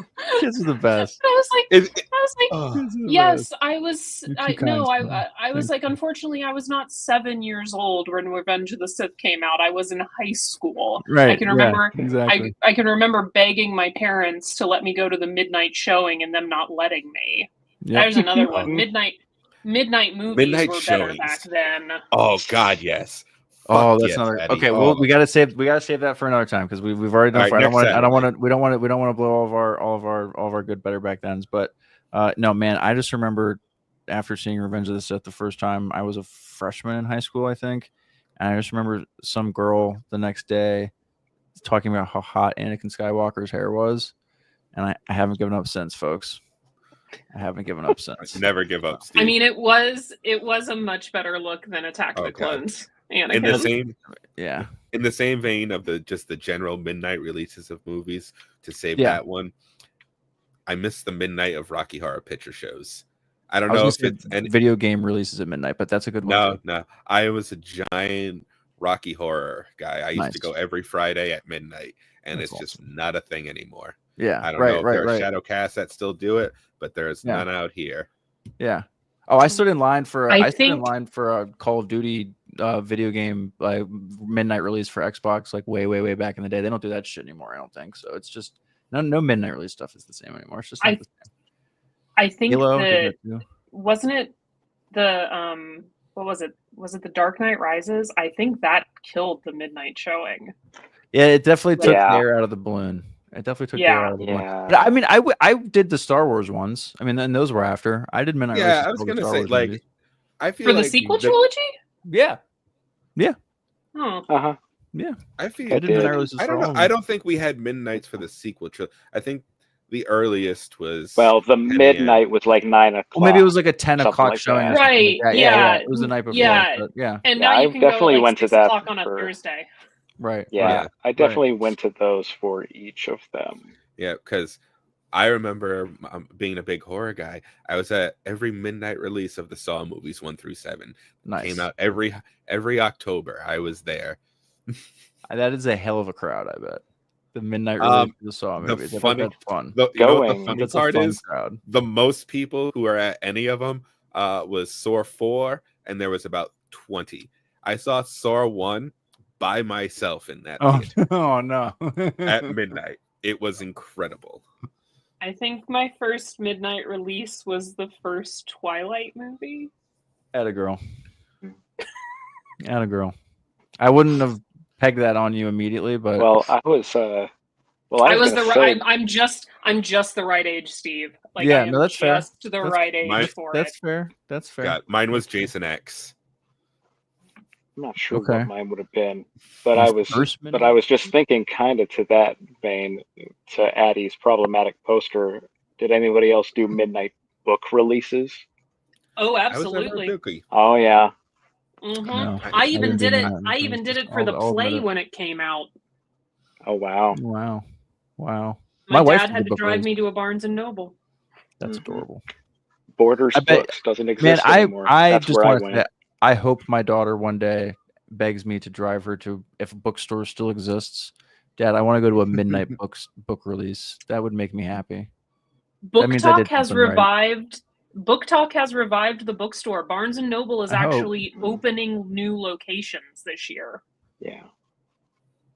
Barnes and Noble was one of those places. Just this is the backstage, and we'll get going here soon. That was one of those, for whatever reasons, after CPK. Sometimes you'd go hang around the Barnes and Noble like a group of people. Well, there was many a time where Barnes and Noble was quite the place. In middle and high school, that it was like for some weird reason, like a weird hangout for the kids, and took that was like a weird after spot. But yeah. Anyway, There are worse Okay. places to hang out than a bookstore. that's true. But we weren't reading books, Addy. Let's put it that way. I'm curious to know what Laserbolt's got to call in next week. I'm curious to know what his better back then would be, because I'm for sure. And because while we're All on the movie of talk, I want to know Laserbolt's opinions of drive-throughs when he was a kid to the drive-through it is today. Would from movie theaters, drive-in movie theaters. That's Drive-ins. Drive-in. I was like, No, yep, my bad. No. Talking about your books, nerd. No, I think what I want to try to do, if the next time we do a Friday one, because again, leather-bound books. I'm sure they smell of rich mahogany. We're such mahogany. There We're you such go. millennials. I have a lot of Star Wars and messed up horror. Yeah, this is a millennial core podcast. If you watched Anytime today, that would be a funny joke. No, I think this is the millennial sphere. Yeah, right. Exactly. The millennial sphere. No, what I want to do, if we do another backstage on a Friday soon and Laserbolt is streaming, we'll do a live report in the air with Laserbolt. I tried to do it today. I didn't have the time to like figure out the infrastructure of it to have him up and actually be able to talk to him and stuff. But I'm going to try to figure that out next time where we can check in on. We'll get a live report from Laser and his boys while they're comment. Look at this comment from Lee. What's this one right here? Yeah. Oh my. I watched Raiders of the Lost Ark at the drive-in with a car full of Germans. Good times. All right, hold on. Let me write a note. I'm just gonna write a note with very little context, and we're gonna see. Someone's gonna have to ask me about this next week and see if I remember. So I'm just gonna write Laserbolt, Raiders, Germans, car, and that's gonna be an Can you write drive-in? Can you write drive-in? Yeah. No, keep it more vague. Germans is a No, little. keep it as vague as you can. We'll come back to that. All right, so we have to stop it there at some point. We got to pull the plug at some point. It's been amazing. We're at 2 hours and 51 minutes. I can't go to 3 hours. I'm gonna kill myself if I do another 3. I won't really. Are we still at 4 beers? No, we didn't do that much. We've been empty for a while. I behaved myself today. So I didn't have Alden here to babysit. I don't think Ken Plume's been here for a while, so we haven't had a babysitter in a while. So yeah, but thank you everyone who's tuned in. Thank you everyone who's joined us. This was a short notice stream. I put this out like 30 minutes before we started. So you guys are amazing for being here. Everyone who's watching, everyone who watches after the show. Addy, you're amazing. Jared, you're amazing. Osvetnik, you're amazing. Thank you for hanging out with me for so long. Addy, you were here for the whole time. You're an amazing co-pilot. You guys brought the goods. We had so much fun. We talked about good stuff. We did Star Wars talk for like 30 minutes. Look at us. We're doing like podcasting shit, right? We spun the wheel. We had a good time. I was checking the green one more time to make sure nobody was in here. But thank you to everybody who was chatting. Thank you to everyone who's here. We had a good time. This was awesome. Again, check out Ken's YouTube, Patreon. Check out everybody's stuff. Check out Laserbolt on YouTube. Check out Concept of a Plan on Blue Sky and Jared on Blue Sky. Check out Addy on Blue Sky. Check out Osvetnik on Blue Sky. Check out Jared on Blue Sky. Check out Producer Steve on Blue Sky if you want. What's up, Shady? Good time, big guy. You have to check out Producer Steve because I am living vicariously through him for his F1 commentary. I have no idea about anything about racing, but watching this man absolutely stand for Ferrari has been amazing. It's been a tough season to do so for Ferrari because the red car is not very fast this year. It's breaking my heart, but we'll get into that more. And apparently it's very ugly. That's what I gathered. The Miami one was very ugly. Too. They did a livery in Miami that was like special for Miami, and they made a red car like blue in the back for HP, and it looks horrible. And they put a bunch of bad logos on the car. It's awful, but the car is usually very pretty. But HP has ruined it because they gave Ferrari $100 million a year to put a big ugly logo on the car, but for $100 million you do it. So anyway, we'll do racing talk one day with Producer Steve on one of these. But anyway, like I said, Blathering Backstage impromptu. We're gonna pop these up whenever. Watch Ken on the Blathering tomorrow night. Well, now tonight because it's Saturday. If you're on the East Coast, he'll have a show. I think he said sometime tonight, and then we might do another backstage show either Sunday night or Monday possibly.